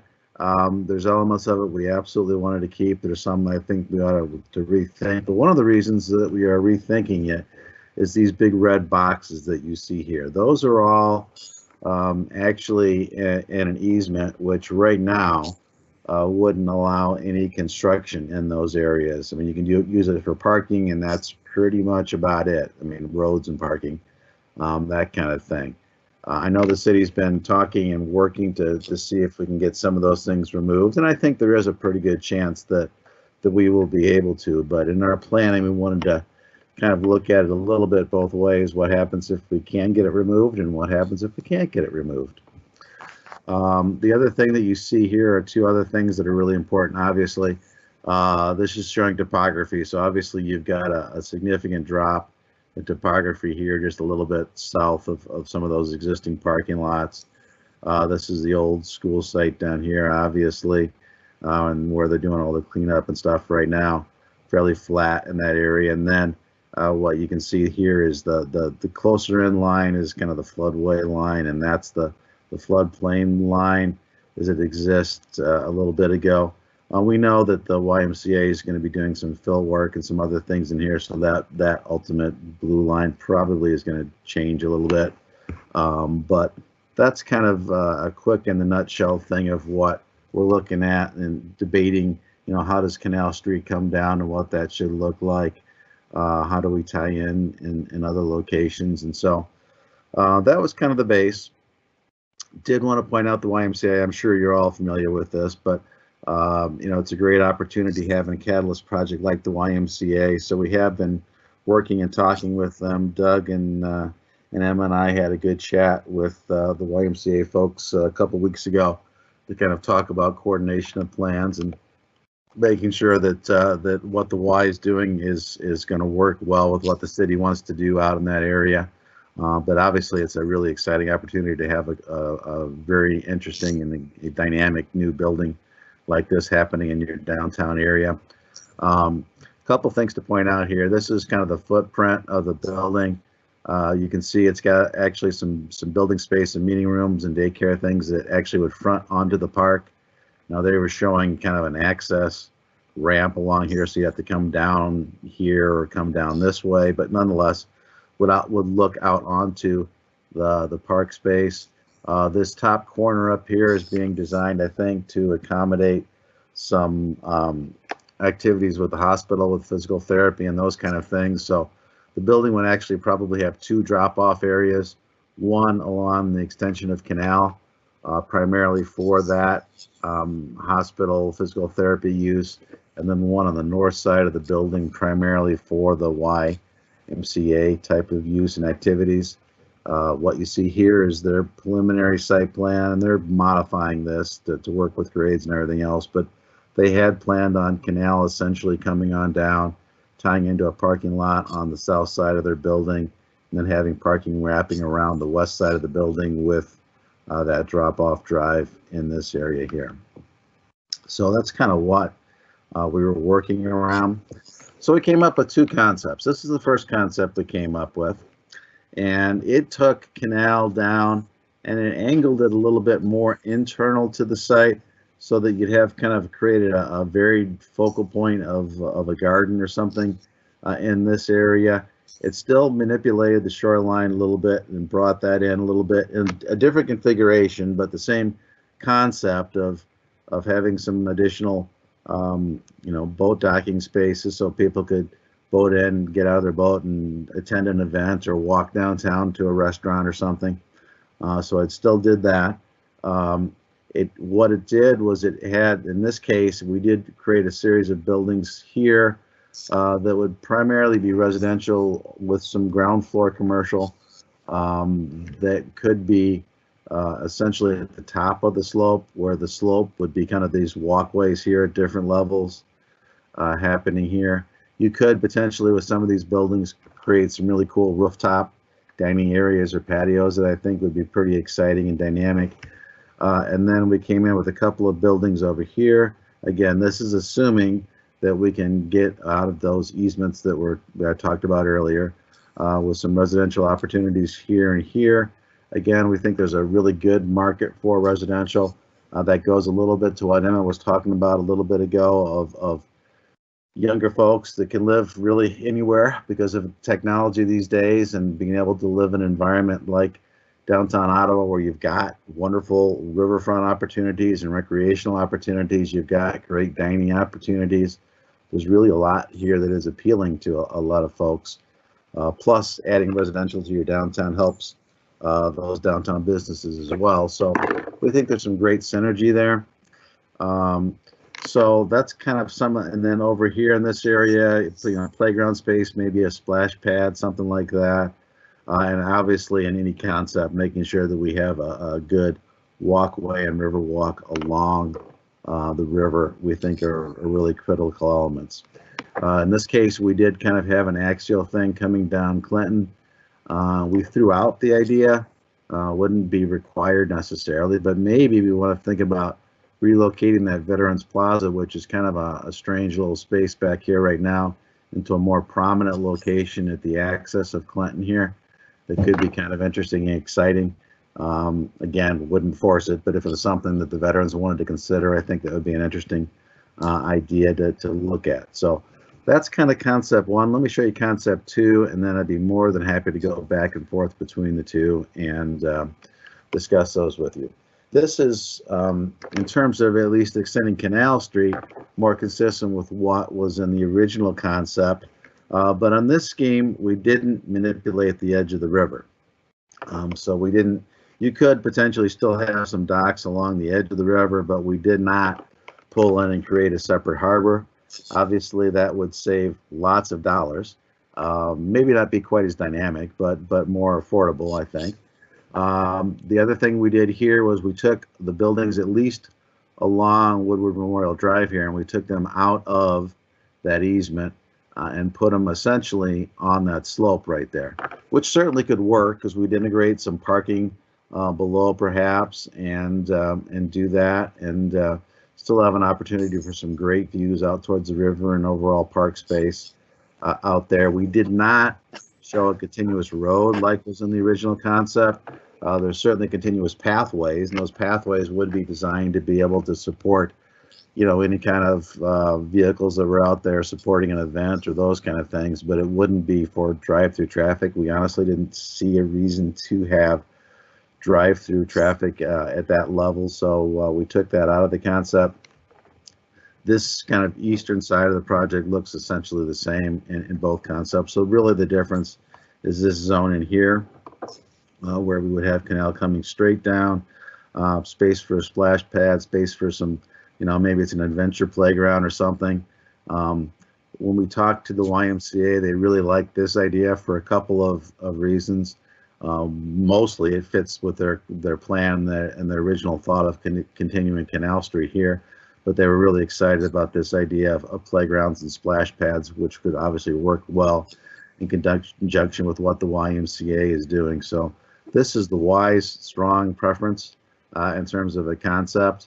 But there are pros and cons of both of these, and I thought it important to show. We may actually want to include both options in the comprehensive plan of having some of these buildings in the easement and some options for them not in the easement, just in case we can't get the thing removed. The last conversation I had with Doug and the mayors, we were leaning towards thinking that we probably would be able to get that removed, but if we can't, we still want to see opportunities for development up in that area. And so we thought looking at a couple of different options made some sense. So I want to pause there and give you guys a chance to weigh in on either of these concepts, what you like, what you don't like. Our game plan is to kind of take the best of your comments and thoughts and then come back with a rendering that's in color and nice looking, like you're, more like in appearance, more like, oops, too far. Yeah, more like that, which is color rendered and labeled and all that kind of stuff. We'll come back with something like that, but we didn't want to go to that detail quite yet until we had a chance to chat with you and get some of your feedback and thoughts.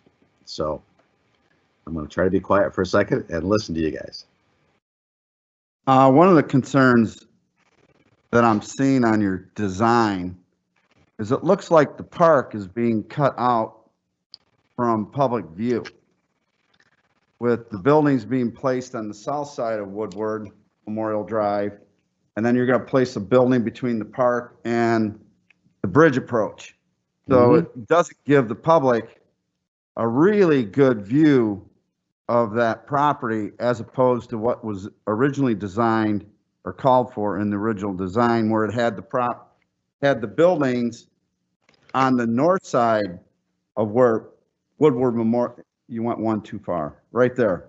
Yep. The Woodward Memorial was the buildings were on the north side of it, and the public roadway or access was between the buildings and the park. Mm-hmm. Okay. So that's a concern. Mm-hmm. The other concern, can you go to your one diagram? I think it's B. Mm-hmm. On diagram B, are you cutting over to Walker Street to have access to the west? Oh, yeah, so that was on one of the WISE concepts, and they were proposing that if we didn't have Canal Street go to the south, they wouldn't do that, and we wouldn't want them to do that if we had this kind of scheme with Canal coming down and basically providing a loop around their building. There'd be no reason to do that. So, yeah, it shows it, but no, we were going to take that off. Do we know, has anybody talked to the railroad if they're abandoning that railroad to the south yet or no? Because the rumor is that they're abandoning the line between Ottawa and Streeter. Doug, you have any idea? I don't. I have not heard anything. Yeah, I mean well, no, it's not an old rumor. This is new. That there's, huh? No, the tracks on the south side of the river are actually washed out. So, so somebody needs to talk to RailNet and ask them if they're going to keep utilizing that railroad or if they plan on abandoning it, because that could impact part of this plan as well. Absolutely. What they plan on doing with the railroad right away there. Great point. Love it. We'll check into that for sure. Yeah, I hear you on the building placement.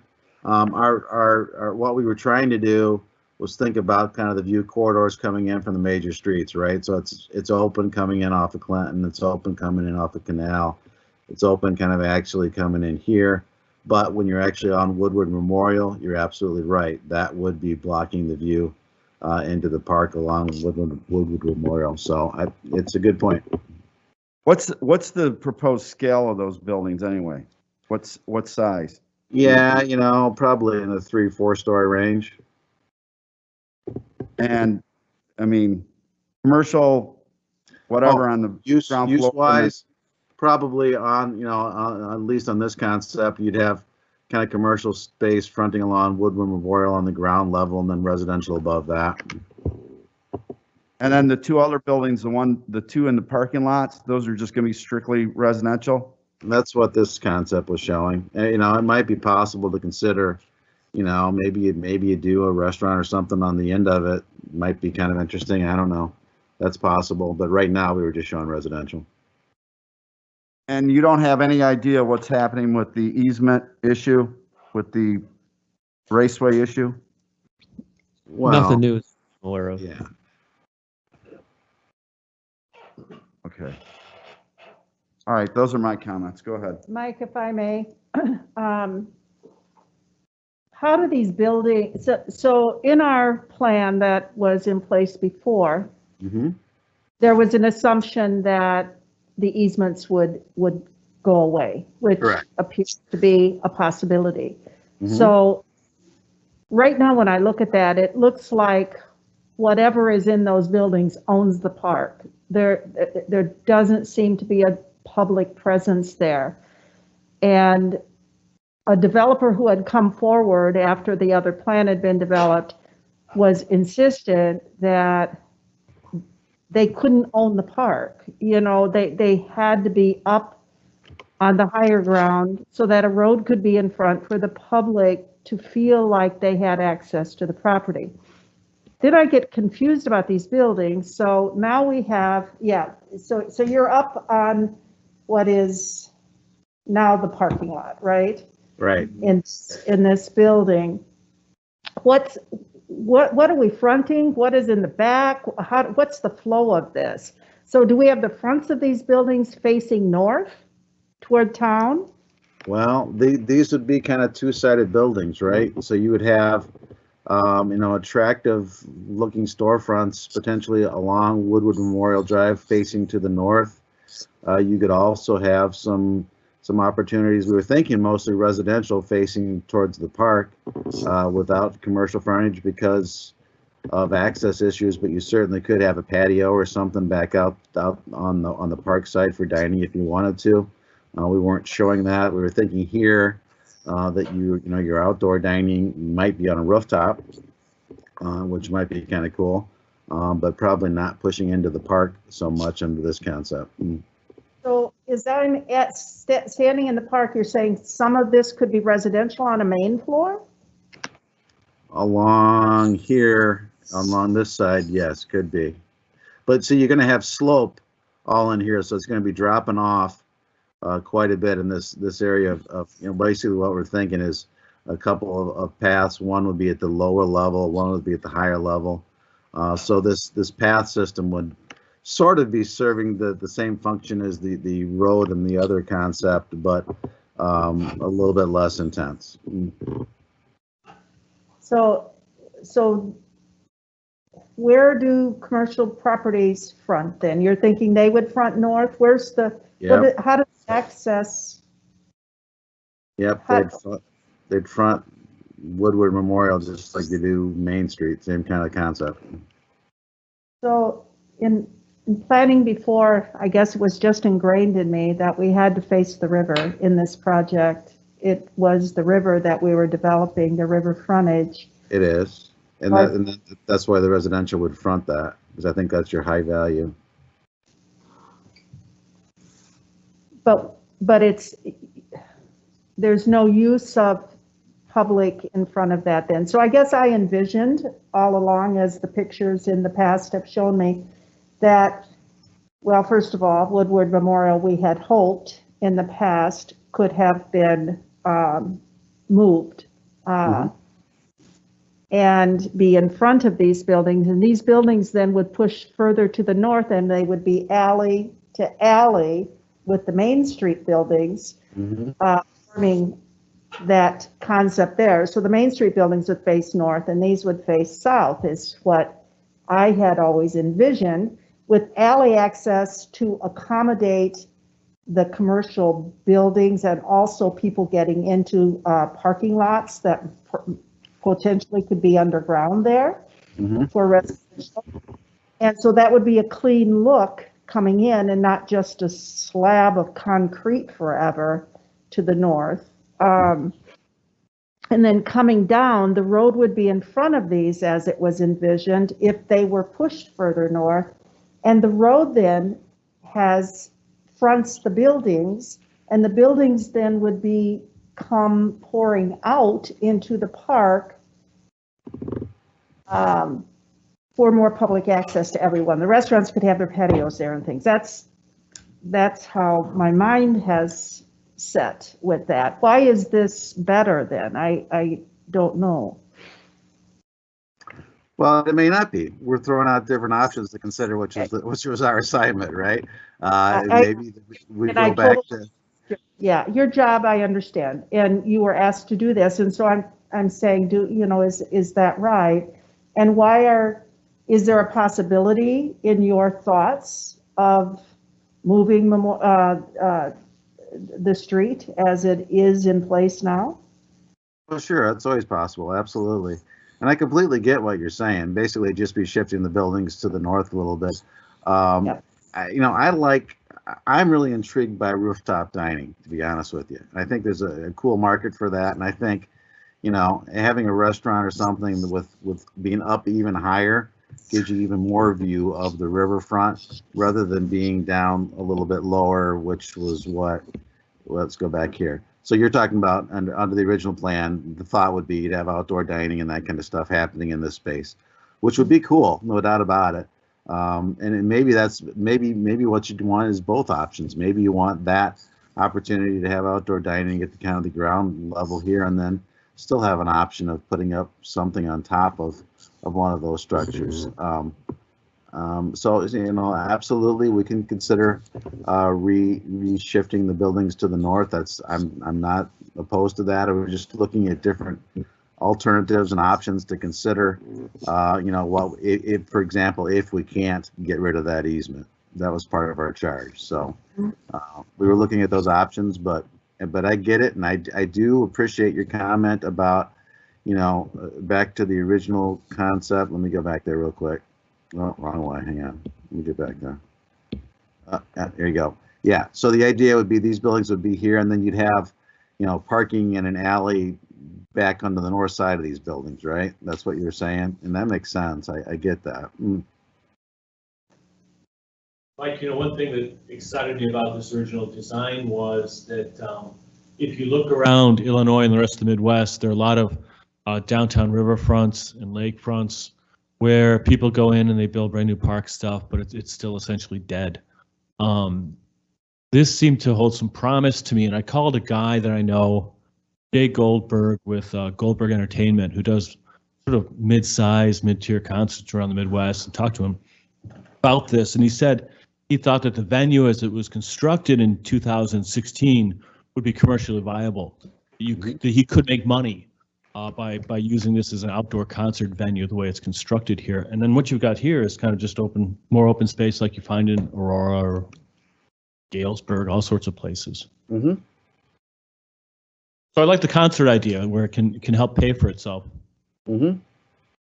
Is there any, we're not raising any of this up now. There had been a discussion and a commitment in the other plan that some of this we were looking at putting on higher ground where the concert venue might be. Is there a plan for that now? It certainly is possible that we could look at doing some of those kind of things. We haven't got into the details of you know what kind of land manipulation there would be, but generally speaking, this core area we weren't doing a lot. We probably would have to do some in here for some of these buildings, and probably up in this corner here, we'd certainly be doing a little bit of moving of earth and probably a little bit of filling. Your proposal doesn't call for anything on the Jordan block, correct? Up here, no, we did not. I mean, that we weren't sketching that in, but I wouldn't rule it out. We were really focusing more on the frontage of the river, I guess. And Mike, one of the developers who looked at this and presented to us as renderings of his vision for that north end where we're discussing had put a boutique hotel in there. It seems to us from a tourism standpoint that a hotel in Ottawa, Illinois downtown is a gold mine. I mean, with the overflow from Starved Rock, with the people coming for weekend entertainment, with the overflow from the marina, we just have a wonderful opportunity for tax revenue, pillow tax for hotels. So I don't know if we need to discuss that at this point, but it certainly, I think, is worthy of our discussion, at least, if it doesn't. And I didn't know if you eliminated it here for the potential on the Jordan block, or if you feel it could be placed somewhere in this this exact area. It's a great point. I love the idea of a boutique hotel for downtown Ottawa as well. I guess my mind had it probably more up on the Jordan block, but I wouldn't rule it out for here. I'd be more than open to considering either one, honestly. I think it's probably, I don't know, these seem more residential and commercial to me. You know, either one of these two or even up here probably would be the better site for it, but I think I completely agree that that would be a great use for this general area. Thank you. You made a comment, you showed two plans here, or two proposals, one with the transient harbor and one without. And you said, without doing the transient harbor, it saves a significant amount of money. What's the cost of the harbor? That's just ballpark. Yeah, I need to pull out the old plan, but my recollection, I saw a number the other day that to do this whole old plan was in the range of 34 million or something. So I would bet for the harbor, 10. It's, you know, probably at least 10. Yeah. I think that's, I mean, it's a guess, obviously, but it's a big number because you got a lot of earthwork to do. You got a lot of permitting to do. It's dynamic and it's cool, and we could certainly continue to do it. But it's expensive, so. As a boater, Mike, I think one of the things that we need to be mindful of is this is the barge traffic area, and I don't know that you can dock on the river without harboring inside. I don't know that we'll end up with this water element. I'm not telling you, that I have that answer, but I don't think we'd be very successful with tie-ups along the river walk for Because of boats. traffic, yeah, very good Yeah. point. The city has some docks on Fox over to the, Right. yeah. Yeah. Mhm. And that's out of the barge channel. Mhm. So if we were going to do a water element here and get boats into this project, it would have to be a harbor, I think. Does anyone else have a thought about that?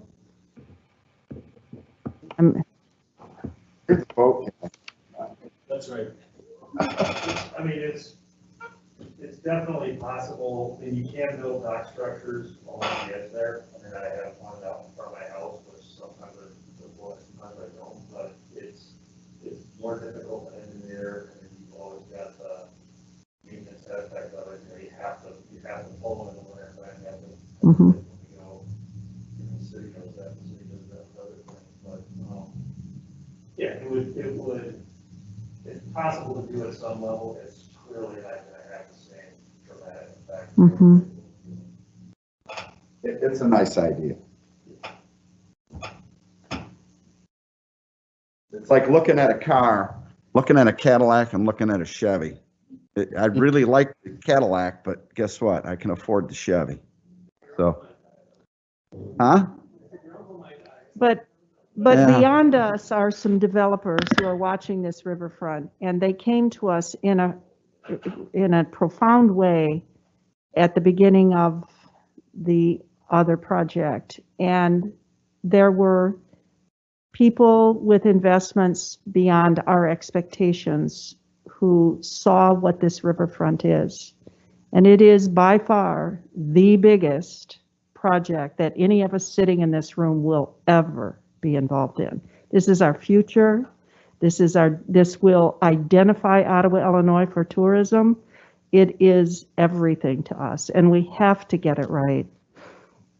Well, I think you make a good point about there's opportunities for things we don't have, like you said, the rooftop dining and the views and Love that, whatever. He's building, but if those rooftop views and opportunities are going to be just for those few people that either own or lease those properties that abut that property right there. I think It's not Mike going was to be talking for the about bulk, it's not going to be for the bulk of the community. I thought Mike was talking about restaurant rooftops. Yeah, I was talking about restaurants. Well, restaurant rooftops, or if that ends up being a residential building, it's going to be for who owns that townhouse. Nah. That's a beautiful view for them, for their view out to the river, but for the bulk of the community, we're going to see their garage door as they drive down Woodward Memorial, because you're going to have garages on the north side of their building. No, there wasn't. The concept was you'd have parking essentially underneath the building, taking it in some of the slope and stuff in here, so that you wouldn't have garage doors on Woodward at all. Then you'd have to put in an alley access or something between the park and their building for them to access the parking underneath. Off Canal right here.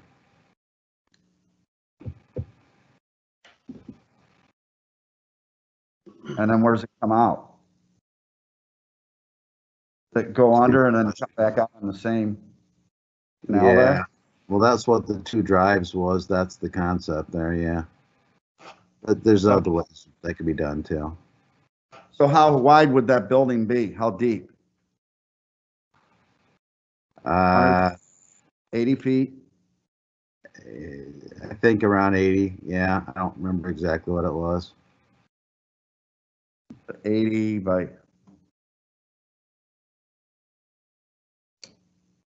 It'd be tight. Yeah, it would. No doubt. All right. Anybody else have anything else for the downtown here. Here's I Hey, know Brian. we've been- This is John. Yeah, I do. So I like both concepts because you got to have an open mind. So I think that when we get done with this, we should see several different versions of the proposal. Because you know what? Look at Heritage Harbor over the last 15 years. It's completely changed since 2005. So you want to be flexible, and we don't want to be so rigid. And I think that all the points that everybody made is fantastic, but we probably looking at this in stages of development anyway. So maybe there won't be a marina, lagoon at the beginning, but maybe there's something that can be done after the fact that can be added. So I would encourage that we see a couple different concepts in our comprehensive plan so that it shows that we're flexible with it. And as things change, we can always alter it as we move along. So that's kind of what I like to recommend. The second thing is that just recently I was in downtown Oswego, and they're redeveloping their riverfront on the Fox River. And they're putting in some beautiful townhomes right there along the riverfront. I recommend anybody that's going to be in that area to take a drive past it. It's really encouraging. I used to live there for 6 years, and that was a concept back in the mid 90s. And it's finally came to fruition, 20 years later, 25 years later, whatever that amount was. So just if anybody has an opportunity, go past it. It's really, really beautiful. And that's all I had.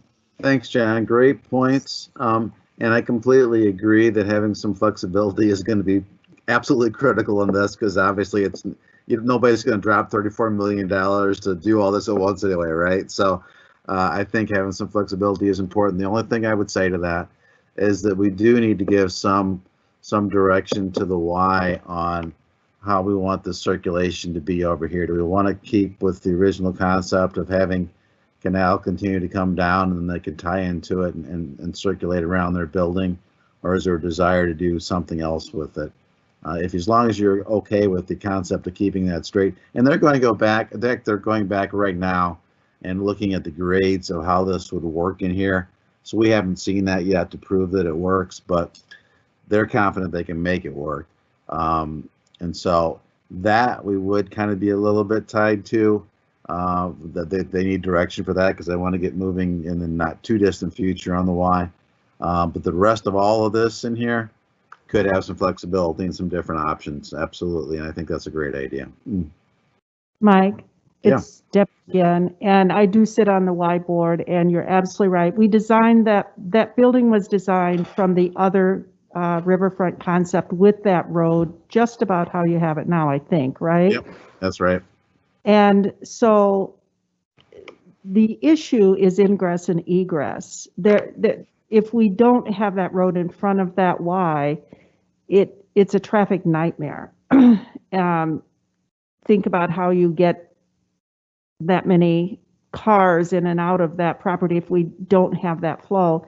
So I think, and also that straight line works for the Y. I liked your cutesiness on the other one, but then this gives us more opportunity for use of the land, I guess, right?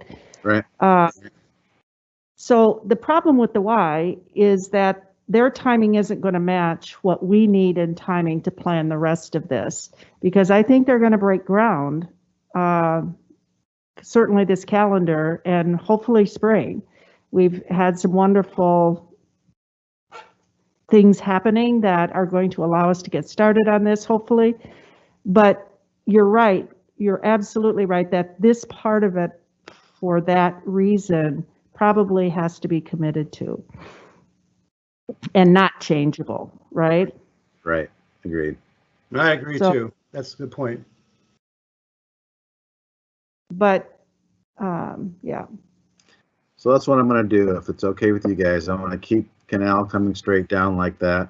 And I'll play around with some of the other concepts we talked about here, integrating a boutique hotel, looking at, again, at that Woodward Memorial Drive and different options for that. I think that's a great point in there. So we'll look and play with that a little bit. And I think maybe we'll come up with a couple of different schemes to include in the plan to show some flexibility and variety in these things. So that's all good. But Great points, great comments. I really appreciate the input. That's exactly what I was looking to hear from you guys. So I really do appreciate all that.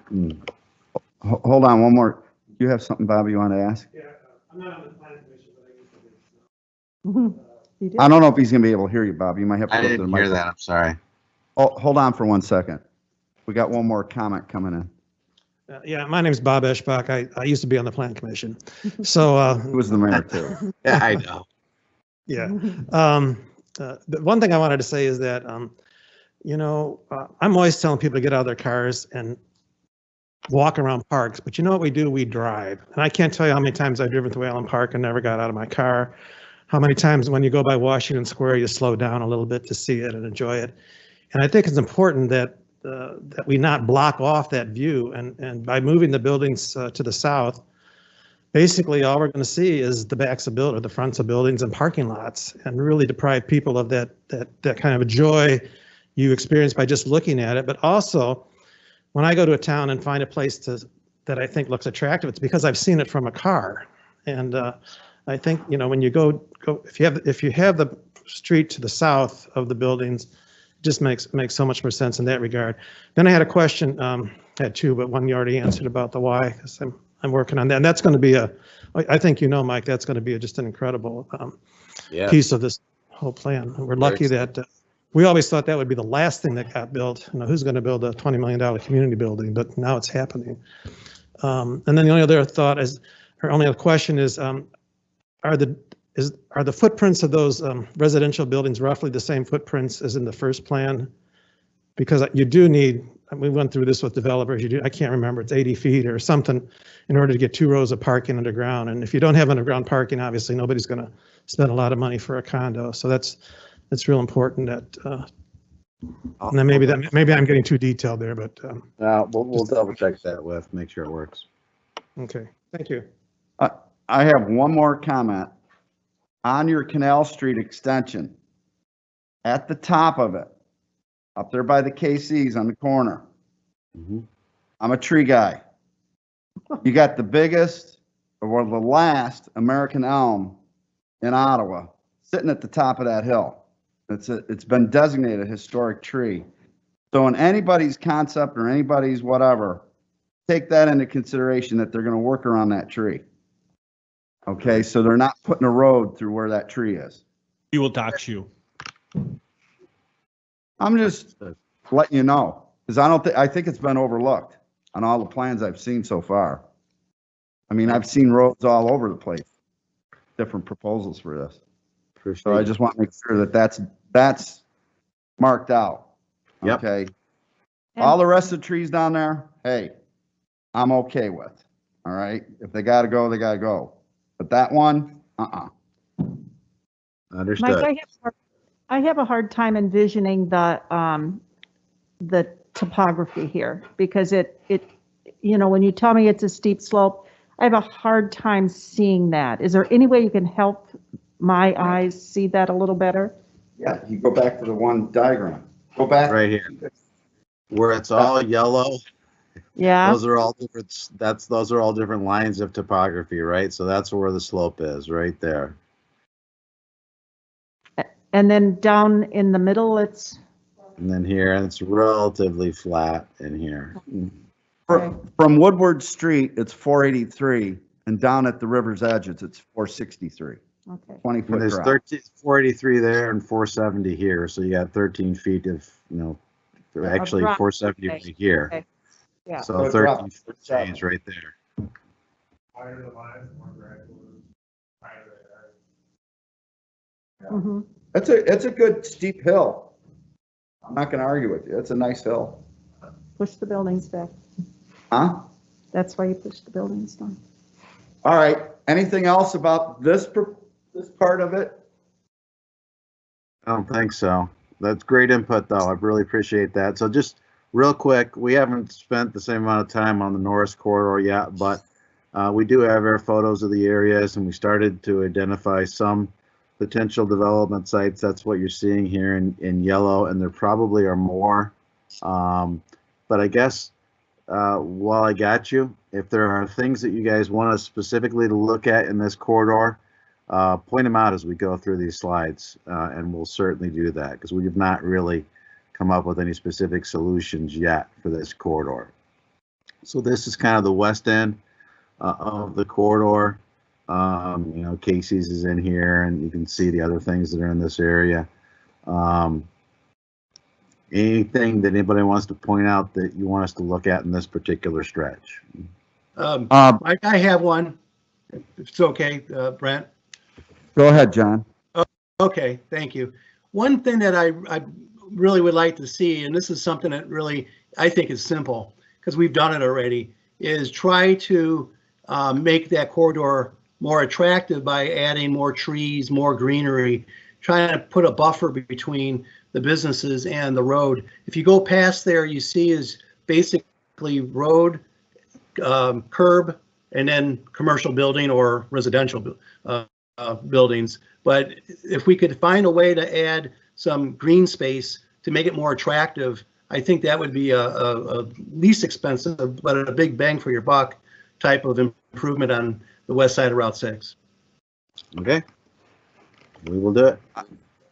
I have a question about West Marquette Street, which is pretty dismal. You're showing that big yellow area.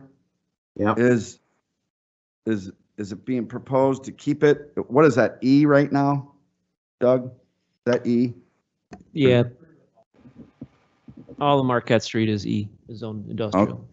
I mean, is the intent to keep that E, or is it to redevelop it into some other use, or? Well, the current comp plan has that area as industrial. And are we suggesting to keep it that, or? That's why we're here. Talk about it. Exactly. I'm open. My ears are open. Thoughts? One thing that I thought for a long time has been, I don't know if you've seen Illinois Avenue at the very west end where Ottawa Avenue Cemetery is. There's a really nice colonnade columns that was done. What was it? Is it a World War I thing or something? No, Centennial. It was the Centennial. 1918, Illinois Centennial. I always thought there was a nice sort of streetscaping kind of feature that could be applied elsewhere in town. You know, the major gateways. That might be useful to look at for Route 6. Okay. Cool. All right. This is kind of the central section with Columbus. I know that there's some circulation things that some residents have talked to me about in this area that we're going to be taking a look at.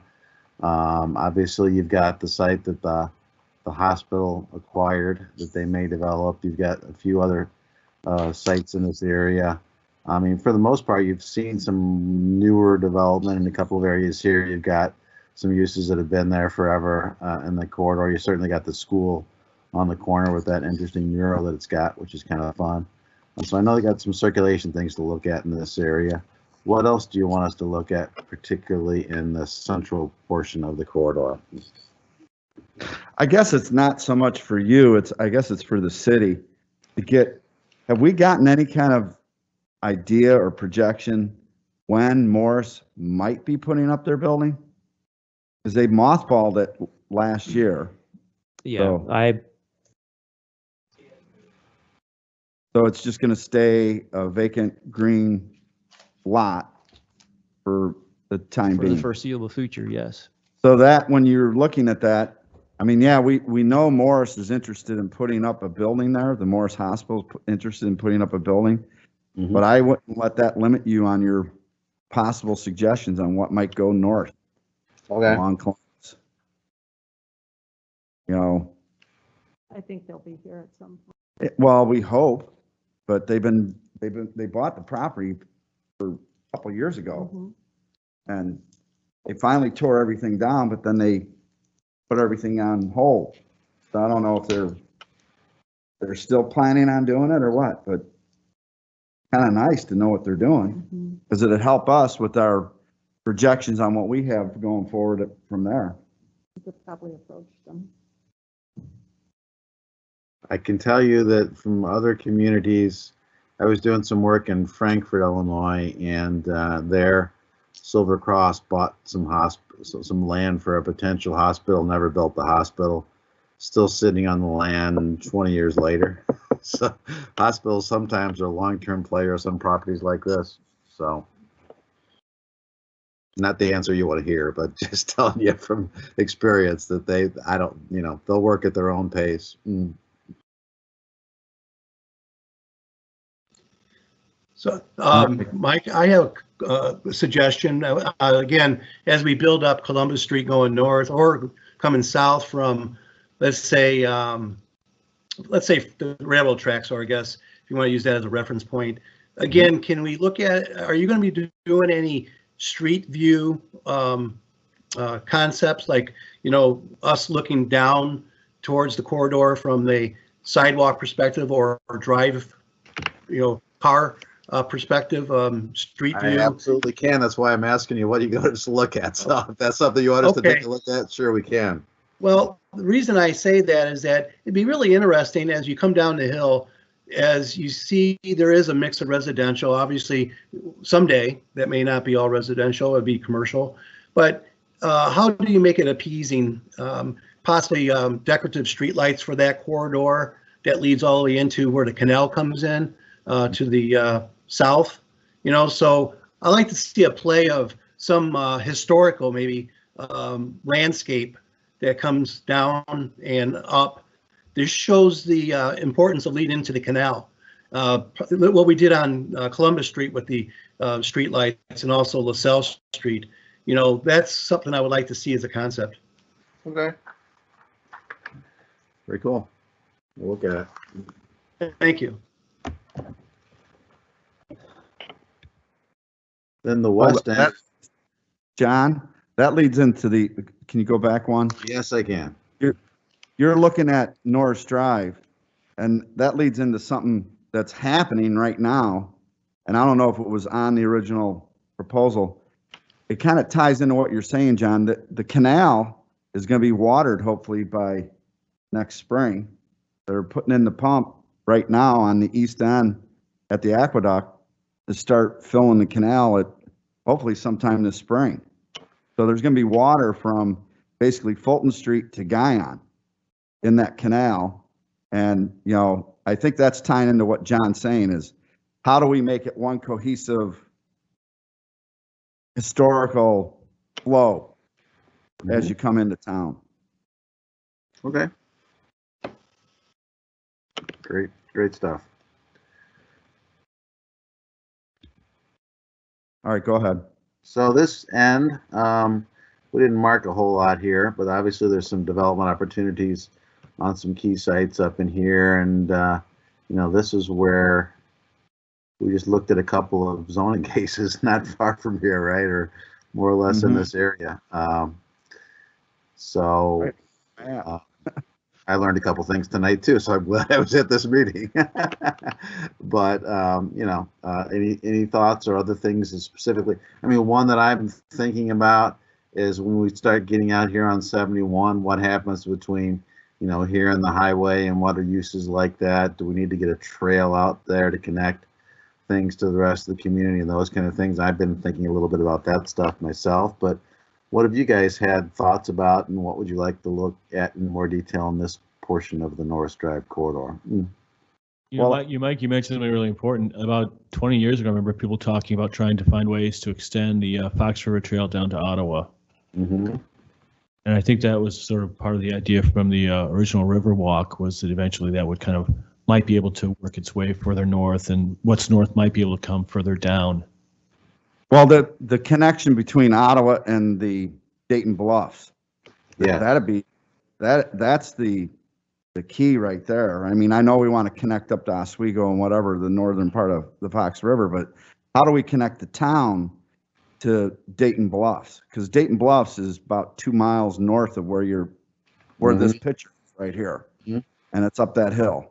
Yeah. So do we tie it in along the river, or do we send the path up along Route 71? And I think we need to look at both options. Like John said, we need to keep our options open so when the opportunity arises, because right now, the one area that's right there behind Bill Walsh, just to the, well, it's kind of going up a little bit, That's where the remediation happened for the radium cleanup. And I don't know where we're at on getting that, because supposedly that was going to be deeded back to the city at some point for our future use. So that's something to probably look at as well. How do we incorporate all that into one cohesive future development? Okay. Got it.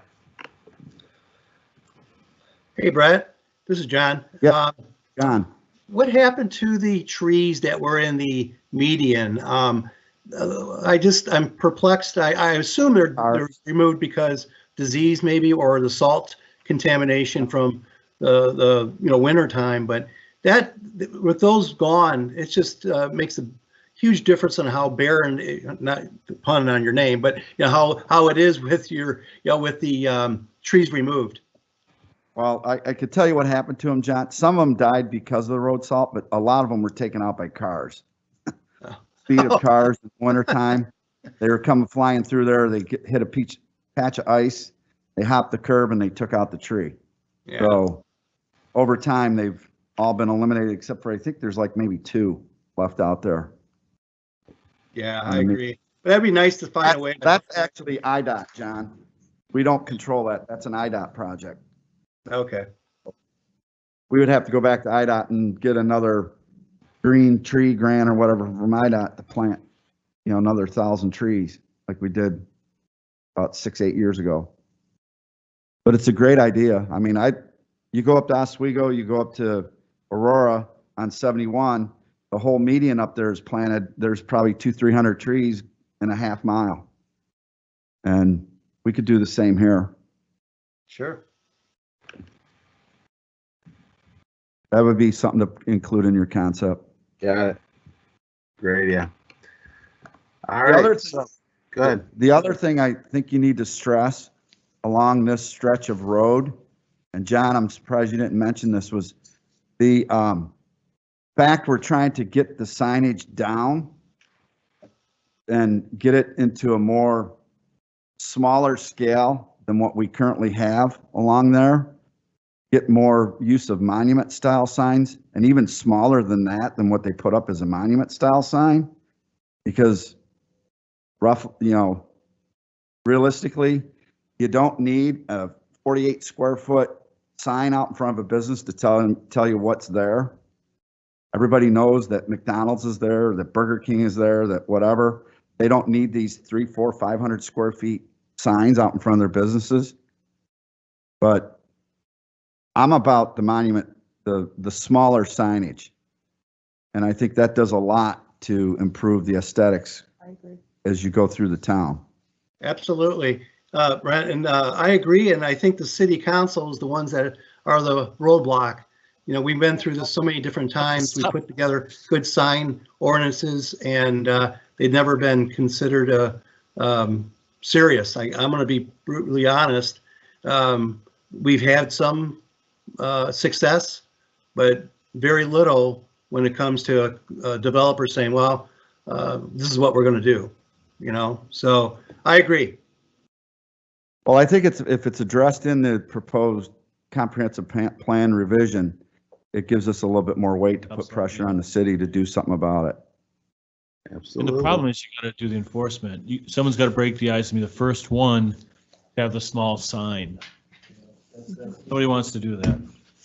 Well, they'll do it if we just ask them. Do it. Most will.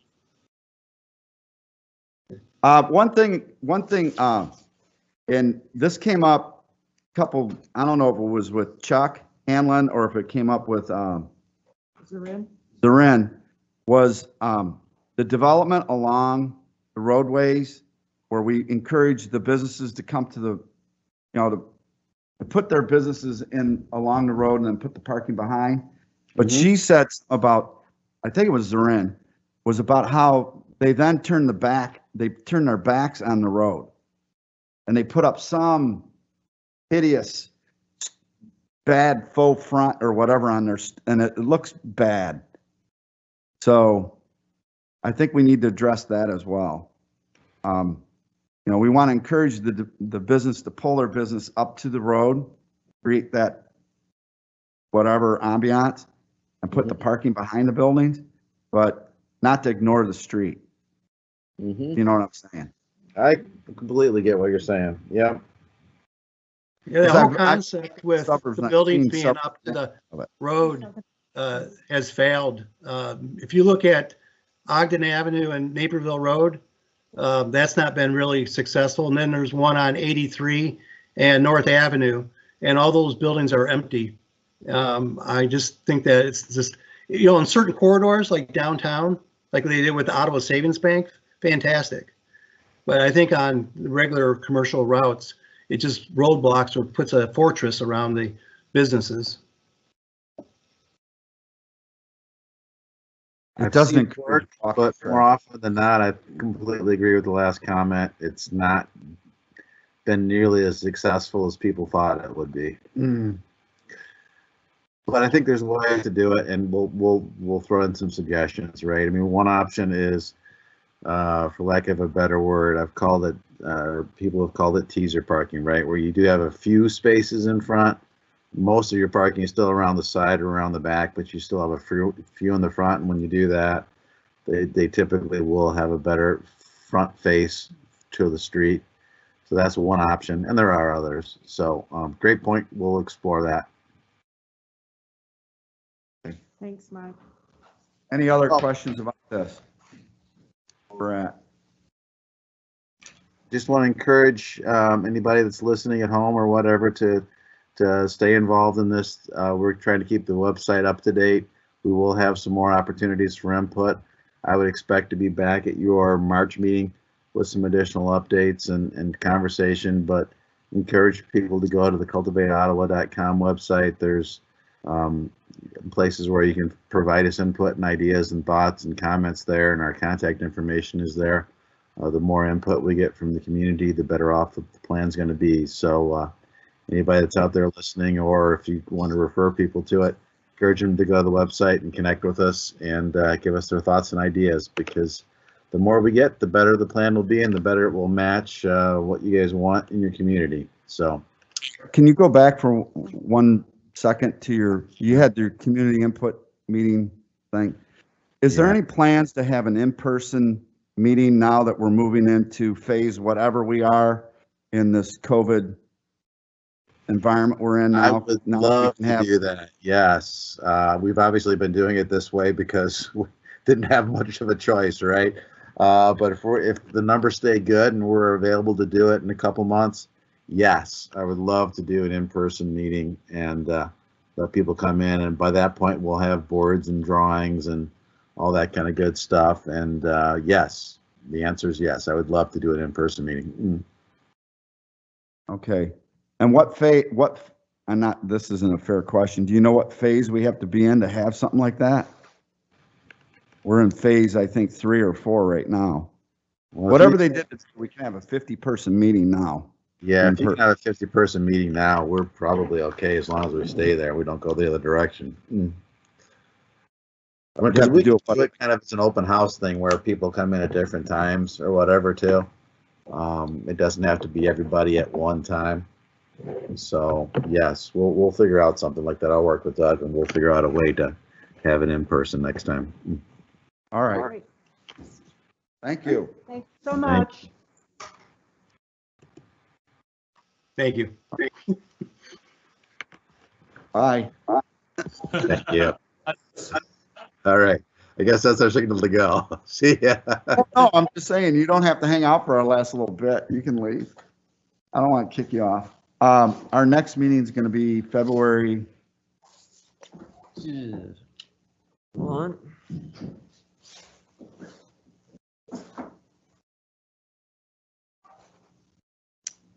February 22nd. And then you anticipating Yes. stuff? Okay. Yes. So everybody, unless you got anything else, it's been a nice meeting. It's been 2.5 hours. So Hey, we're, one thing I want to say, happy birthday, Brent, on Wednesday. oh, thank Oh, you. there you go. Yeah, it wasn't on my birthday this year, so thank God. All right, we are adjourned. Thank you.